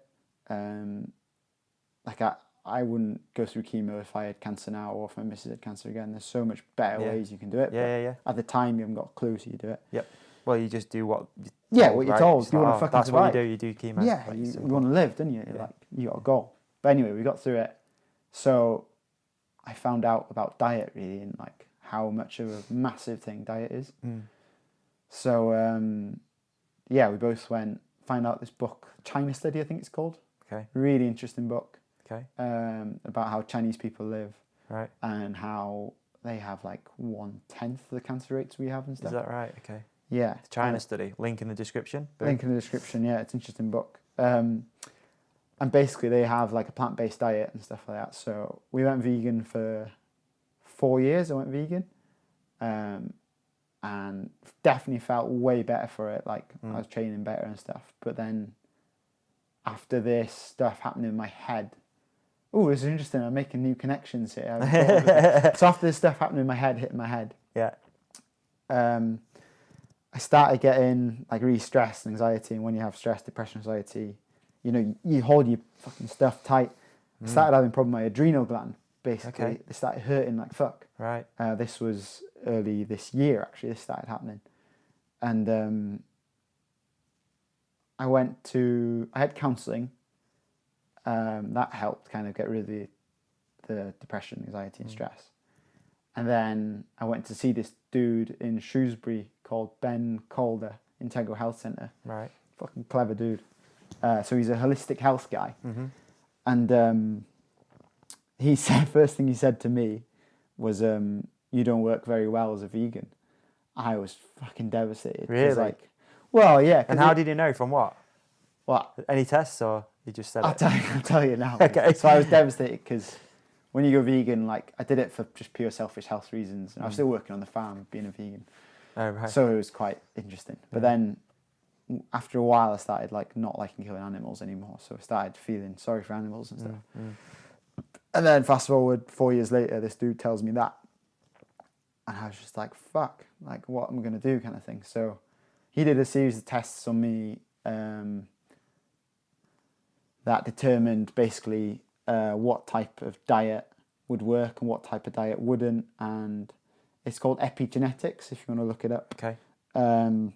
So the theory is, and this is the kind of best theory on diet I've found so far, and lifestyle. So it's a holistic thing as your whole, the way you live, is that we as people have evolved from whatever we were before, you know? And say, I don't know what it was, 400 years ago, before boats, trains and planes, those people in that place, say if you lived in Norway, fucking, I don't know, 40 generations, 50 generations have lived exactly the same as you, eating that type of fish, that type of vegetable, used to that light, used to that temperature. And then evolution kind of happens over 50 generations, you become this person. Then 400 years, last 400 years, everyone's gone everywhere. And we've all crossed genetics and stuff. So, like, for instance, my body, what he told me was, my body is genetically a Scandinavian body or something. Okay. Because like I've never liked hot places. I always sweat like fucking hot places. Good job you live here then. Yeah. I know. Yeah. And like he said, for me, he gave me, it's a nightmare, this diet, to be fair. Right. Like to follow, eating out and stuff. But I feel so much better for it. Like he said for me to quit the nightshade family, which is a group of vegetables which contain this chemical nightshade stuff in. That causes water retention around your digestive tract. Okay, right. Because I've had this belly like for years, and I've been training like fuck, and I've got no fat on my legs, but I've had this belly for ages, and I was like, I can't shift it. And then he was like, oh, it's just water kind of thing. Right. So like, as soon as I cut out this nightshade group of vegetables, which is potatoes, chili, peppers, aubergines, onions, and garlic, I think. Which, as you can imagine, is quite hard to cut out. This water retention kind of slowed down. Right. And he said for me to eat prawns, chicken and turkey. But not like I was before I went vegan. Before I went vegan, I'd have like bacon and breakfast, fucking, you know, chicken for lunch and steak for dinner. Whereas now I have like meat. Maybe like once a week. I think that's how it should be, if I'm honest. Yeah, the most. Like, yeah. And my missus, she did the test as well, and she has genetics that's perfectly formed to being a vegan. Right. So my theory is, I kind of figured out the cancer thing for her somehow to stop the cancer coming back for her. Yeah. Because I think it did. So was she not vegan? No, I don't know. Before she got cancer. Yeah. Right. Yeah. Okay. So I think. But cancer comes, it's not just, you can't say... There's a lot of... There's so much factors, shit right? in there. Obviously, there's a lot of lots of different cancers as well, obviously. Yeah, that's the whole... we could get into that another time, but so it all links up, and it all links up. This is the main thing I've learned is mental health, and I don't want to even call it mental, I think you should call it health, because you should like try and look after your body with exercise. I try and do yoga like every day. Cool. Yeah. Try and do like talk openly about as much stuff as I can. Hence why I'm talking to you guys. A lot of people.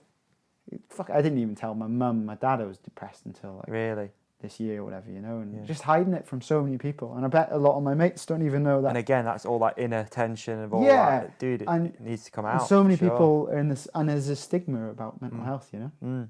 Definitely is, but I think is more relevant now because it's becoming more of a thing to talk about, right? Yeah. Like so much media stuff. Social media is helping with that, which is amazing. Definitely, like you say, it's blessing and a curse at the same time. Because if you want to go down that rabbit hole of social media and feeling better, you can follow I don't know, Tony Robbins or whoever, you know, all those sort of people. Yeah. But I agree with you, man. Like this, health in general is super important. I think the more you become in tune with how you should eat, how you should stress, obviously trying not to be stressed, and even like sleep, trying to get into the circadian rhythm a little bit of like it all links together. It all just links together, and I think that is your sort of causes for disease, isn't it? Really? Yeah. Like, Well, the word dis-ease is you're at ease, which is the cause of everything. So, but it works both ways, you know. If you're stressed, Yeah, and it's amazing how good you can feel. Yeah, I remember. It's insane, isn't it? I went paleo. Hate that term.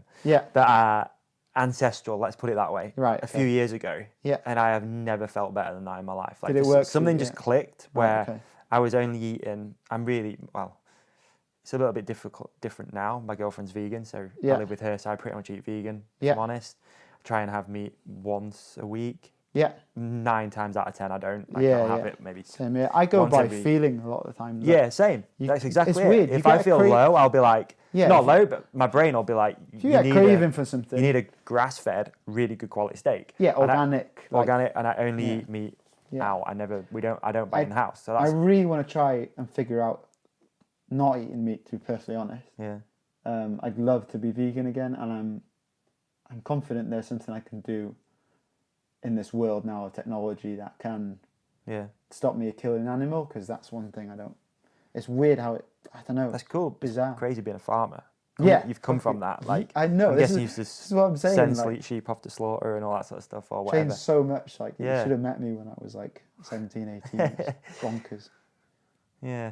But you learn, you know. You do, man. You do learn. But I've never felt as good as I have when I was like that. It's just something about it just clicking. I was only eating meat, which came locally, and just, well, you know, the paleo thing, the high fat, like fucking loads of nuts and seeds. Do you find though, so one possible thing, like, because like I remember at Bondi went like gluten-free once. Right. Yeah, I'm not good with that. I can't remember, but what a lot of diets do, like paleo, vegan, gluten-free, whatever, is you cut a lot of bad stuff that's just fucking bad, like chocolate, sweets, sugar, and you only eat whole foods that are good for you anyway. So I find, like, most of the benefits you have from following a strict diet is that you've cut out the shit. You've cut out the shit, yeah. Which again, you can be such an unhealthy vegan if you wanted to. That is the Oreos problem. And that is the huge problem, isn't it? Yeah. Is that, you know, a chip butty with no butter is vegan. Yeah. There's so much shit, and my girlfriend might listen to this. She usually listens, but like, she'll know she's terrible. Yeah. Like, she's the most unhealthy vegan, whereas I love cooking. Yeah. It's like one of my hobbies. I love cooking, and I love experimenting with food. So I always try and make sure that we are eating like as good as possible. Like, you're getting your vitamins, getting your minerals. Yeah. Because like you said, you can be a pretty shit vegan if you really want to be. And the biggest lesson I learned, because when I was a vegan, I kind of was like fully like vegan is the way forward. And really like against, and not like an angry vegan, but I was kind of like, people are angry at you being a vegan, you get shit straight away. But it's got a stigma. It's got a massive stigma. Yeah, it has. And it has. It's not helping having more and more people do it. But like, vegan works amazing for some people, and I wish it did work as well for everyone in the world. But like I said with the evolutionary thing, you know, if you've got genetics from, I don't know, wherever, like Scandinavia, like me or whatever, maybe you should cut out potatoes and eat prawns and makes total green sense. vegetables and stuff. But maybe if you've got genetics of, I don't know, someone on a Caribbean island that's got loads of fruit, maybe you should eat loads of fruit because your genetics, your body's designed to eat that stuff. So is it easy to go get a epigenetics test? It must be. Yeah. Ben, we could put a link in the description. Yeah, we could well, actually. We'll send some traffic. Not even sponsored by this. No. We are now. Should give me some money back. Bleep it out. I've given him loads of people to send him his way, you know? I'd love to do that actually as well. You should, yeah. I'd like to know, because again, I think there was something within that paleo thing that I was doing that was just clicking. It's like, this is how I should be. Yeah. I don't know if it was the meat or whatever. It's a combination of things. Exactly. There's just something. And he still told me to avoid tungsten metal, for instance. He said, you know the kettles with the twirly-whirly piglet metal thing? Like, stay the hell away from them and don't wear any jewellery that isn't like pure silver, and loads of really interesting stuff. That's cool. And Maine's, she's got a totally different one. You know, and he said as well, the biggest thing he said which I agree with as well, is if, you're bloody in a random restaurant and there's something with onions and potatoes and whatever, don't stress out, just feed yourself, because the stress will do you way more damage than that meal, unless it's something like insane chocolate cake or something, or whatever. Because you can fast for a long time. People don't know this. Love fasting, bro. Yeah, it's good. Love fasting. Yeah, love it. We spoke about it quite a bit on this thing with Have on the you? podcast with different people. Yeah, fasting, I've had Josh Perry on a few times, who's the brain health expert. He had cancer in his brain. No, did he? Yeah, I don't know if I'm saying the right thing. He had brain tumours. Okay. They're not cancerous, sorry, brain tumours. But they're just growing. Benign brain tumours, I believe, something they like can that. put pressure on different bits of your That's brain. right. You might enjoy that. He's pro BMXer. Right. And now he's a health and wellness expert, basically. Wow. So he's been on a few times talking about benefits of fasting, and listen to this. I love it. Absolutely love fasting. Yeah, I usually do like 12 to 8 eating and then fast, kind of time. Yeah, so like intermittent. Yeah. For me, I'd go first third of every month, no food.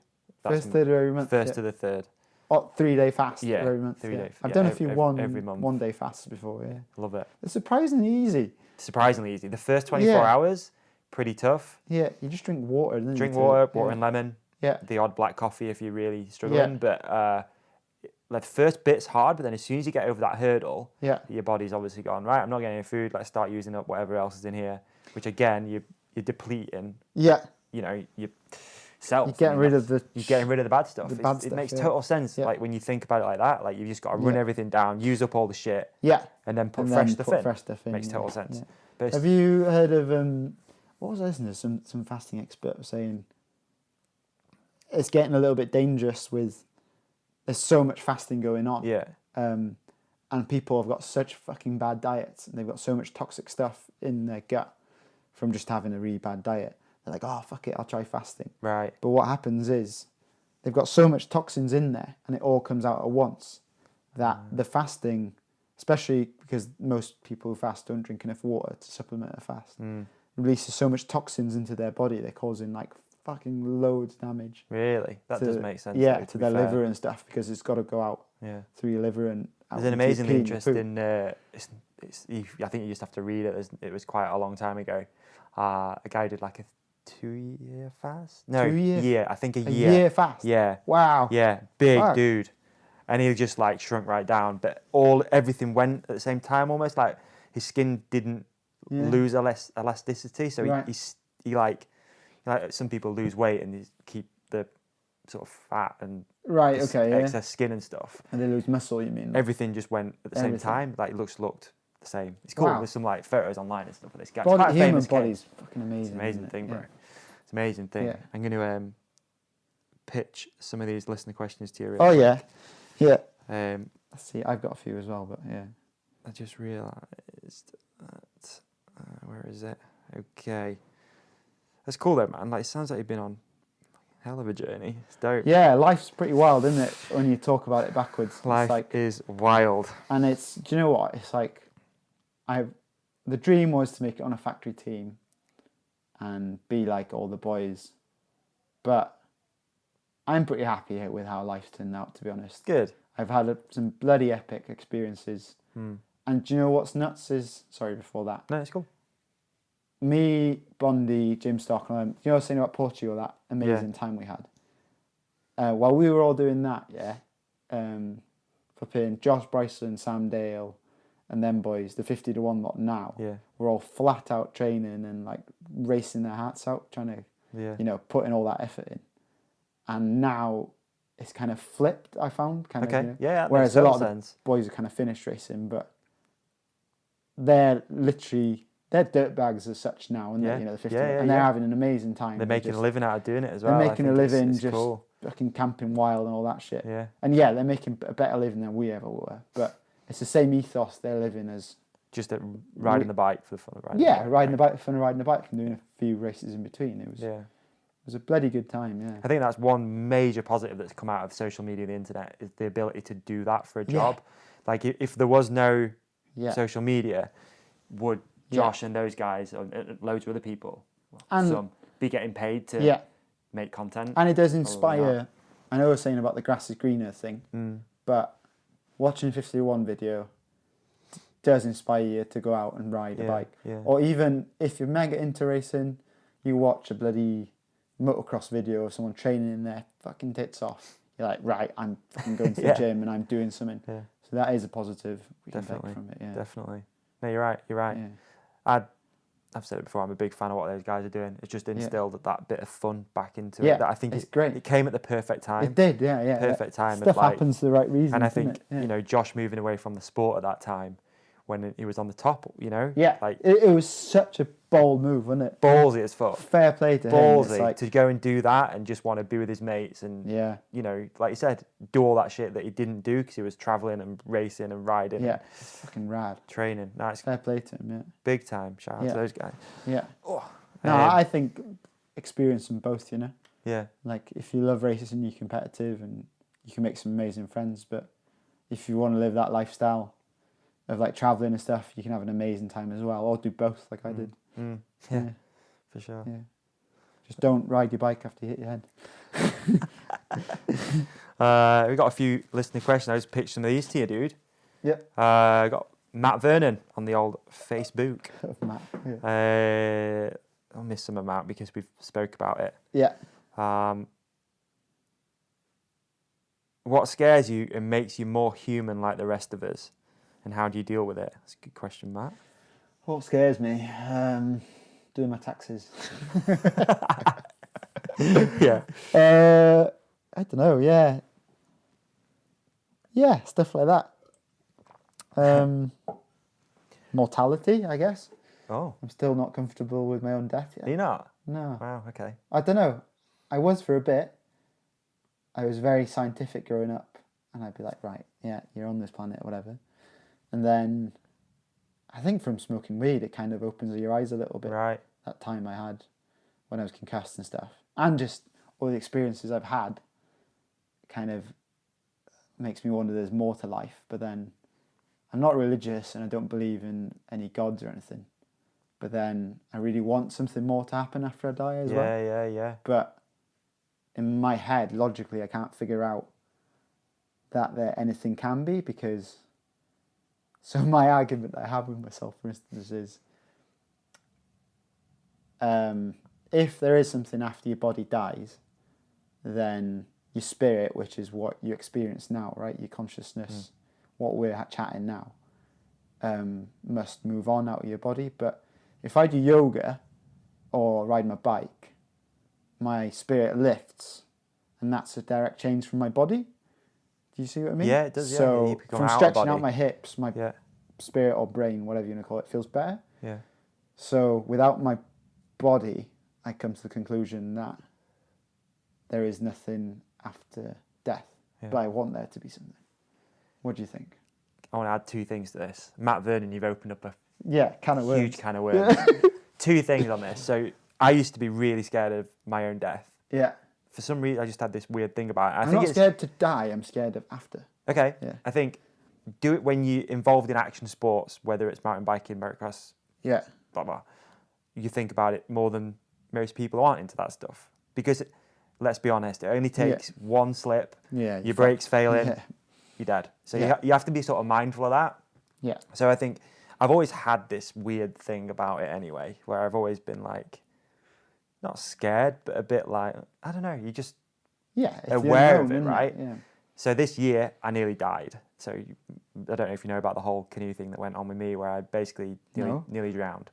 So I went on a canoe trip with some friends on Loch Ness. Yeah. Canoe basically overturned, ended up in Loch Ness. In the middle of Loch Ness? Yeah. Bang in the middle, actually. Oh. Crazy.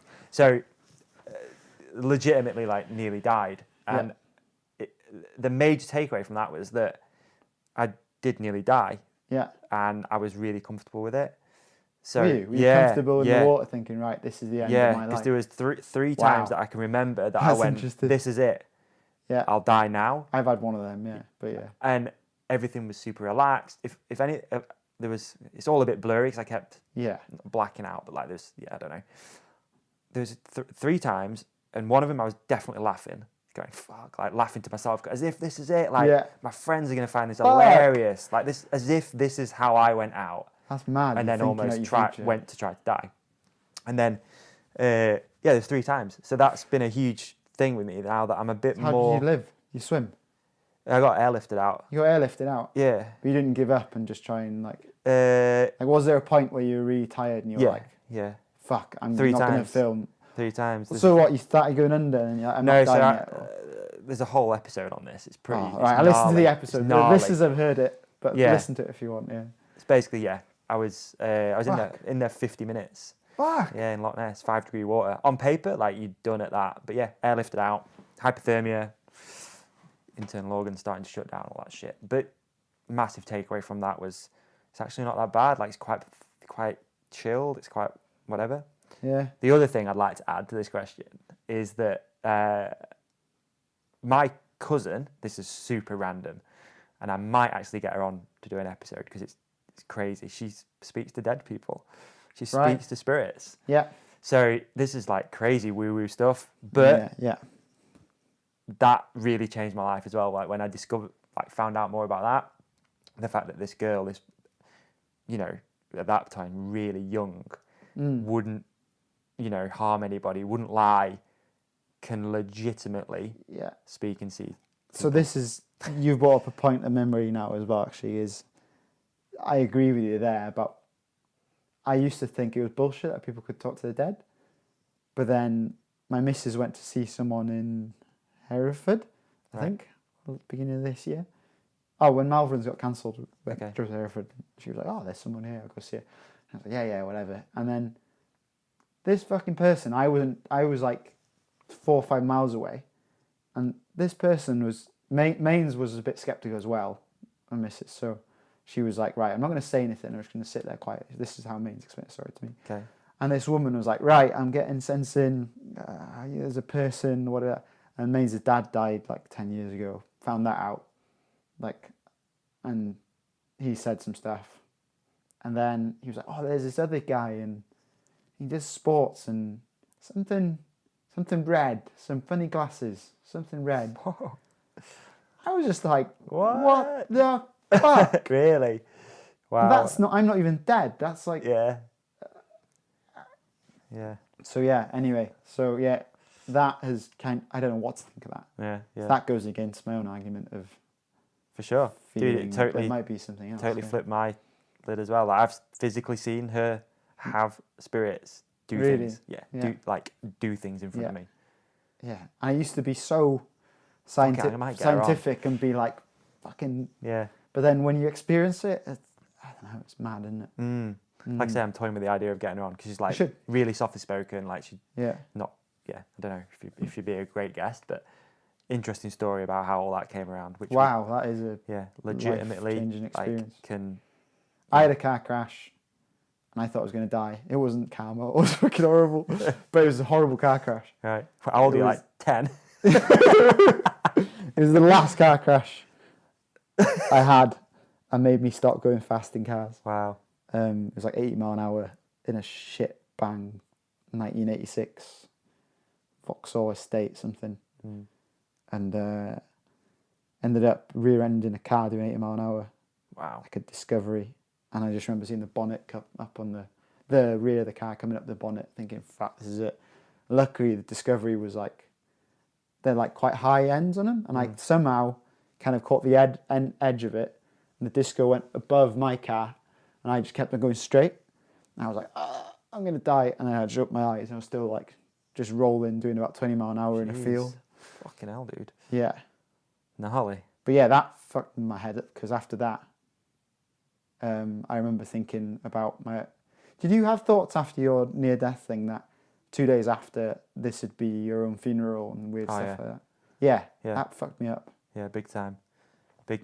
Yeah, listen to the episode. We went... Yeah, I listened to it. We went pretty deep. Okay, yeah. We went pretty deep. It's mad, isn't it? Yeah, I had one even in India like a couple of weeks ago on the motorbike looking around, slammed on, and there was a load of rebar on the back of a truck, literally 2 inches from my heart.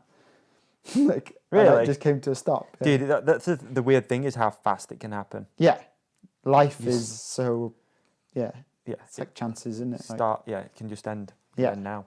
But it's so rare that we hear it. That's another. What's one event you would really like to have a crack at? Same guy, Matt Vernon, by the way. There's a few, I think. One event that's always eluded me, and I'm not sure if I will do it or not, probably won't now, is Hardline. I was going to say, would it be Hardline? Yeah. Just because it's Welsh as well. Like, Yeah, cool to do it. I kind of got offered to do it, like, in its first 2 years, I could think. Dan kind of unofficially invited me. Right. But my other ankle was fucked at the time. And I was like, first week back riding, and I was like, those jumps, it was fucking so gnarly then. Like, Yeah. It's so much safer now, like, it's insane. It's still gnarly, don't get me wrong, but back then it was fucking so sketchy. I remember my mate Craig, who won it. Yeah, Craig, But Craig. the first year he did it, saying that he was been sick at the top, like, before his race run, it was that scary. So, like, that was the first year I got back to do it, because I remember after it being so glad I hadn't do it, because it was about 50% hospital rate. Yeah. What the fuck race you end up with 50% hospital rate? Yeah, that's like, true. You know, broken collarbones, concussions, it was so dangerous. So yeah, I don't know if I ever will do that. But some races I want to knock off, some like the Trans-Provence. Cool. Some of that, like multi-stage enduro races, I want to do a few of them. Yeah. There's one in Canada. Someone told me a story that I think Josh and them did it. And Trans Rockies, maybe? Maybe, yeah. And the last stage, this is a good story. Ash Mullane told me, so okay. It's not my story. And this local guy, this pinner, was like winning the stages by like loads and stuff. I think Ash was there, he must have been doing it. And he said that Josh took a load of magic mushrooms at the bottom of the last stage. Right. And he fucking destroyed the last stage by like 20 seconds or something, smashed it. Really? Blind riding, you know. Imagine that trip. So maybe that's something. Like, I've done mushrooms once, and it does help with brain recovery. Yeah, yeah. But I can't imagine what Josh must have been going through to do a race run on mushrooms. It's if it's not a rumor or whatever. But I can imagine Josh, he probably would have done it. But huge respect. That's cool. But how amazing that he won by 20. Yeah. You know, Shroomed they up. say it helps makes new connections in your brain. So that motorway thing, it helps like make like quicker bypasses or whatever you want to call it. So yeah, that's why I'm intrigued to take more of it. But they're trying to legalize it in America. That's now, right. aren't they? Yeah. Some for medical. I'm trying to think where they've just legalized it. Yeah, can't remember. Anyway, somewhere. Yeah. So one of them trans ones where you camp and stuff. I want to do a Trans Wales. I think it'd be sick. Trans Wales. Yeah, that'd be dope. But they're all illegal tracks, so maybe like an underground one. That'd be cool. That. Yeah, wouldn't it? Yeah, camping sick, out like. Yeah, that'd be sick. Should we do it? Yeah, it'd be sick. Invite only. 2020, maybe 21. Yeah. I have no idea about this, so I'm interested. What do you think of Troy Brosnan's pay ideas? I don't know what that meant either. No, I don't. Do you know anything about it? No. And I'm afraid that there's something out there that I don't know of. We talked about there been so. Google it quick or not? No. You can do, man. We talked about there been so much content. This could be one of those things that's How's it eluded us? Yeah, totally gone under the radar, and I've absolutely no idea about it. I had another question somewhere as well. Well, am I allowed? Yeah, whatever. I had some more come through. I didn't show you earlier. Shoot. I don't know where they've gone though. The listener questions are always quite. Interesting, isn't they? Yeah, we have a few listeners to this thing that's. We'll throw some wild shit out there, which is cool. It's good though, isn't it? Yeah, it's funny. It's always a good laugh. You've had them, haven't you? Let's have a look. I'll pitch them. I think we got. How was this year as a whole for riding? So the winter was like. That's a classic. I like mega trained this winter. Did probably like a hell of a lot more training than I've done before. So I was primed coming into the season, and then smashed a load of enduro races. But then midway through, destroyed my ankle. Like worst injury I've ever had. Like, and it's 6 months on since then. Oh, wow, yeah, it was like June, and then I didn't really ride at all. By the time I got back riding, I had 1 week riding, then concussed myself. Are you joking? And then it took 3 weeks for me to get over that, which was then into end of October, really. Right. So yeah, it was pretty pants. Not the best. No. Yeah, and my ankle's still killing me now. So yeah. Okay. Plans for next year then, dude? What you got going on? Next year, got a team again. Got a few new faces, which I won't reveal yet. Okay. I've got some different plans, which I don't know if I want to reveal yet, because cool. I haven't like properly set them out yet. Not sure. I don't think I'm going to do downhill next year. I've kind of got burnt out by it, to be honest. Okay. Like what I said about earlier about how the sport's changed to be really professional and really, one line. That's not the type of rider I am, really. So I fucking really enjoyed enduro. Okay. I'd love to have more of a crack at enduro, but is the team more downhill? The team's probably more downhill. Yeah. Is it? Yeah. Okay. Right. But it doesn't matter. We're ride out teams we're a lot less serious than other teams. I think. Cool. It's more about having good experiences and having good people in the team. My rule is no assholes in the team, because I've had a few asshole teammates when Rob was on. Oh, I shouldn't say this, should I? Because they'll listen to it. Right. Yeah. Anyway, I've had a few bad teammates in the past, and it's not fun. So, as long as you're a good dude, as a spot, and you have to be a good rider, obviously. But there's some good spots in the team. Cool. So yeah, I'm gonna change it up next year and do some different stuff. I want to start a charity, possibly you. Maybe. Possibly. Yeah. I've had a few chats with other people as well. Cool. Yeah. It's definitely a conversation. Just because mental health is going to be an epidemic, man. It's fucking. It's going to be tough times for people coming through. So I want to, from my own experiences of what I've learned with counselling and different things, I really want to. I think, and what I've learned from marketing as well. I think. Cool. I think there's a possibility to use social media for good in terms of promoting. Because I think counselling is viewed as this weird thing that, when I had my first counselling session, I did not want to go. My missus forced me to go. And I was in this room and I was like, what the fuck am I doing here, kind of thing. But as soon as I did it, it was fucking amazing. It's the best thing I've ever done. Yeah. So if I felt that way, I'm sure a lot of other people feel the same. And there's not really much information about what counselling exactly is.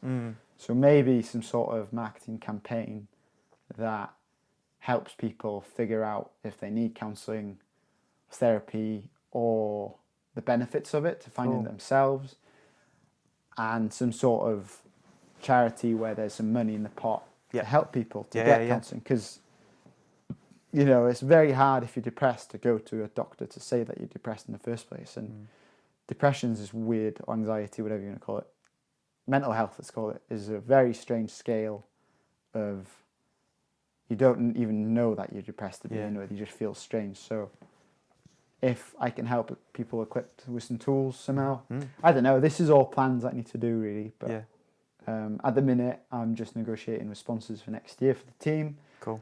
And then hopefully come Christmas, we'll try and sort some of that stuff out. Yeah. Dude, I'm more than happy to keep talking as well about it. I think we should. Yeah. I've sort of put it to the back burner with other shit I've been going on, but there's busy, didn't you? There's definitely something that can be done, for sure. 100%. It sounds like you've got a very, very, very similar idea as well. So there we go. Be sick. Yeah. And more people I talk to about it, the more people are keen to do stuff, and everyone's so keen to help. Yeah. Because I think everyone knows someone that's been through it or have been through it themselves, and they know the shit time that person's had, or know if you've been through it yourself, you know how fucking hard it gets. Yeah. Okay. Cool. Yeah. All right, man. Sweet. Wrap up. Yeah, that was a long one. Isn't it, dude? Appreciate it. Thank you. Thank you very much. Yeah. Oh, where can people fucking follow you? Oh, yeah. So we've got, if you want to follow the team on ride.io, we've got a team page, and we've also got Instagram, just ride.io, Facebook, ride.io. We've launched a YouTube series, which I need to promote. Yes, please. Which is sick. I'm really happy with it. We'll do a link to the YouTube channel. Show So description as well for you. 10 episodes in total. At current, episode 5 is out. I'm in the middle of editing episode 6. Cool. Some real funny shit in there. And right. It's edited kind of tongue in cheek. Following the team sort of thing. Yeah, you follow the team. It's just kind of like vlogging, but bit more cheeky and with some good riding involved as well. Okay. They're very varied and, I don't know, just kind of funny shit. Cool. Yeah. So you get a bit of an insight into what a team is, because it does my head in all these serious bloody videos about team racing, you know. It's about having fun, and that's what I've done my whole life. So yeah, so follow that on YouTube. You can follow me on Instagram and social media and all that stuff. Ems_ride.io or Emyr Davies. It's Emyr Davies. Most people know me as Ems. Yeah. I think that's all the links, isn't it? I think so. Else? Yeah. Or can meet me in Llanberis even. Yeah, dude. It's lovely. Give us a message online and we can go for a ride. Cause that'd be cool, actually. Yeah, if you're around, because a lot of people visit this place, right? It's a tourist hotspot, so hit you up. Good riding here. Free guided tours. Yeah. Yeah, it won't be legal probably, but we can show you around. Yeah, some good shit here. We should do a ride as well. Yeah, we should. Link something up near you, and I'll come to you, and you come to me. Sounds good. Yeah, that'd be good. Word. All right. Word. Done. Yay! Easy. Sick, mate. Well, here we are. We're at the end, and I hope you guys enjoyed listening to that podcast as much as I enjoyed sitting and making it for you. Don't forget, if you want to keep engaged and follow the podcast, it's at the Hook It Podcast on everything, Instagram, Facebook. Don't have Snapchat because we're not 15. But yeah, we've got a closed Facebook group too, which you can find. Just search the Hook It Podcast on Facebook. We got a mail shot which goes out with exclusive offers and stuff to our subscribers. Most importantly though, guys, please check out our show sponsors, Muck Off. HKT 15 gets you 15% off almost everything on the Muck Off website. TNCs are in the show description. Sax underwear, come on, what else are you going to wear? saxunderwear.com, get those Christmas gifts locked in, and don't forget to check out Works. Most importantly, they're Hydro Sharp. They do a range of other tools, from drills to, I don't know, everything else that you're going to need that's a power tool, and they all use one battery, so we're saving the planet too, guys. What on earth? So with this podcast, you can clean your bike with the best products, you can clean your bike with the best jet wash, and you can put a fresh pair of underwear on after it as well. What's better than that? Don't forget also hookitproducts.co.uk. If you enter the promo code podcast, you'll get 10% off anything and everything on that store too. And that is it, guys. Massive thank you to everybody out there for listening. Big up yourselves. Enjoy the rest of the working week. If you do enjoy listening to this podcast, please share it with your friends. It goes a hell of a long way. And that's it. It's a wrap. Over and out. Peace out. Wagwan. Bye.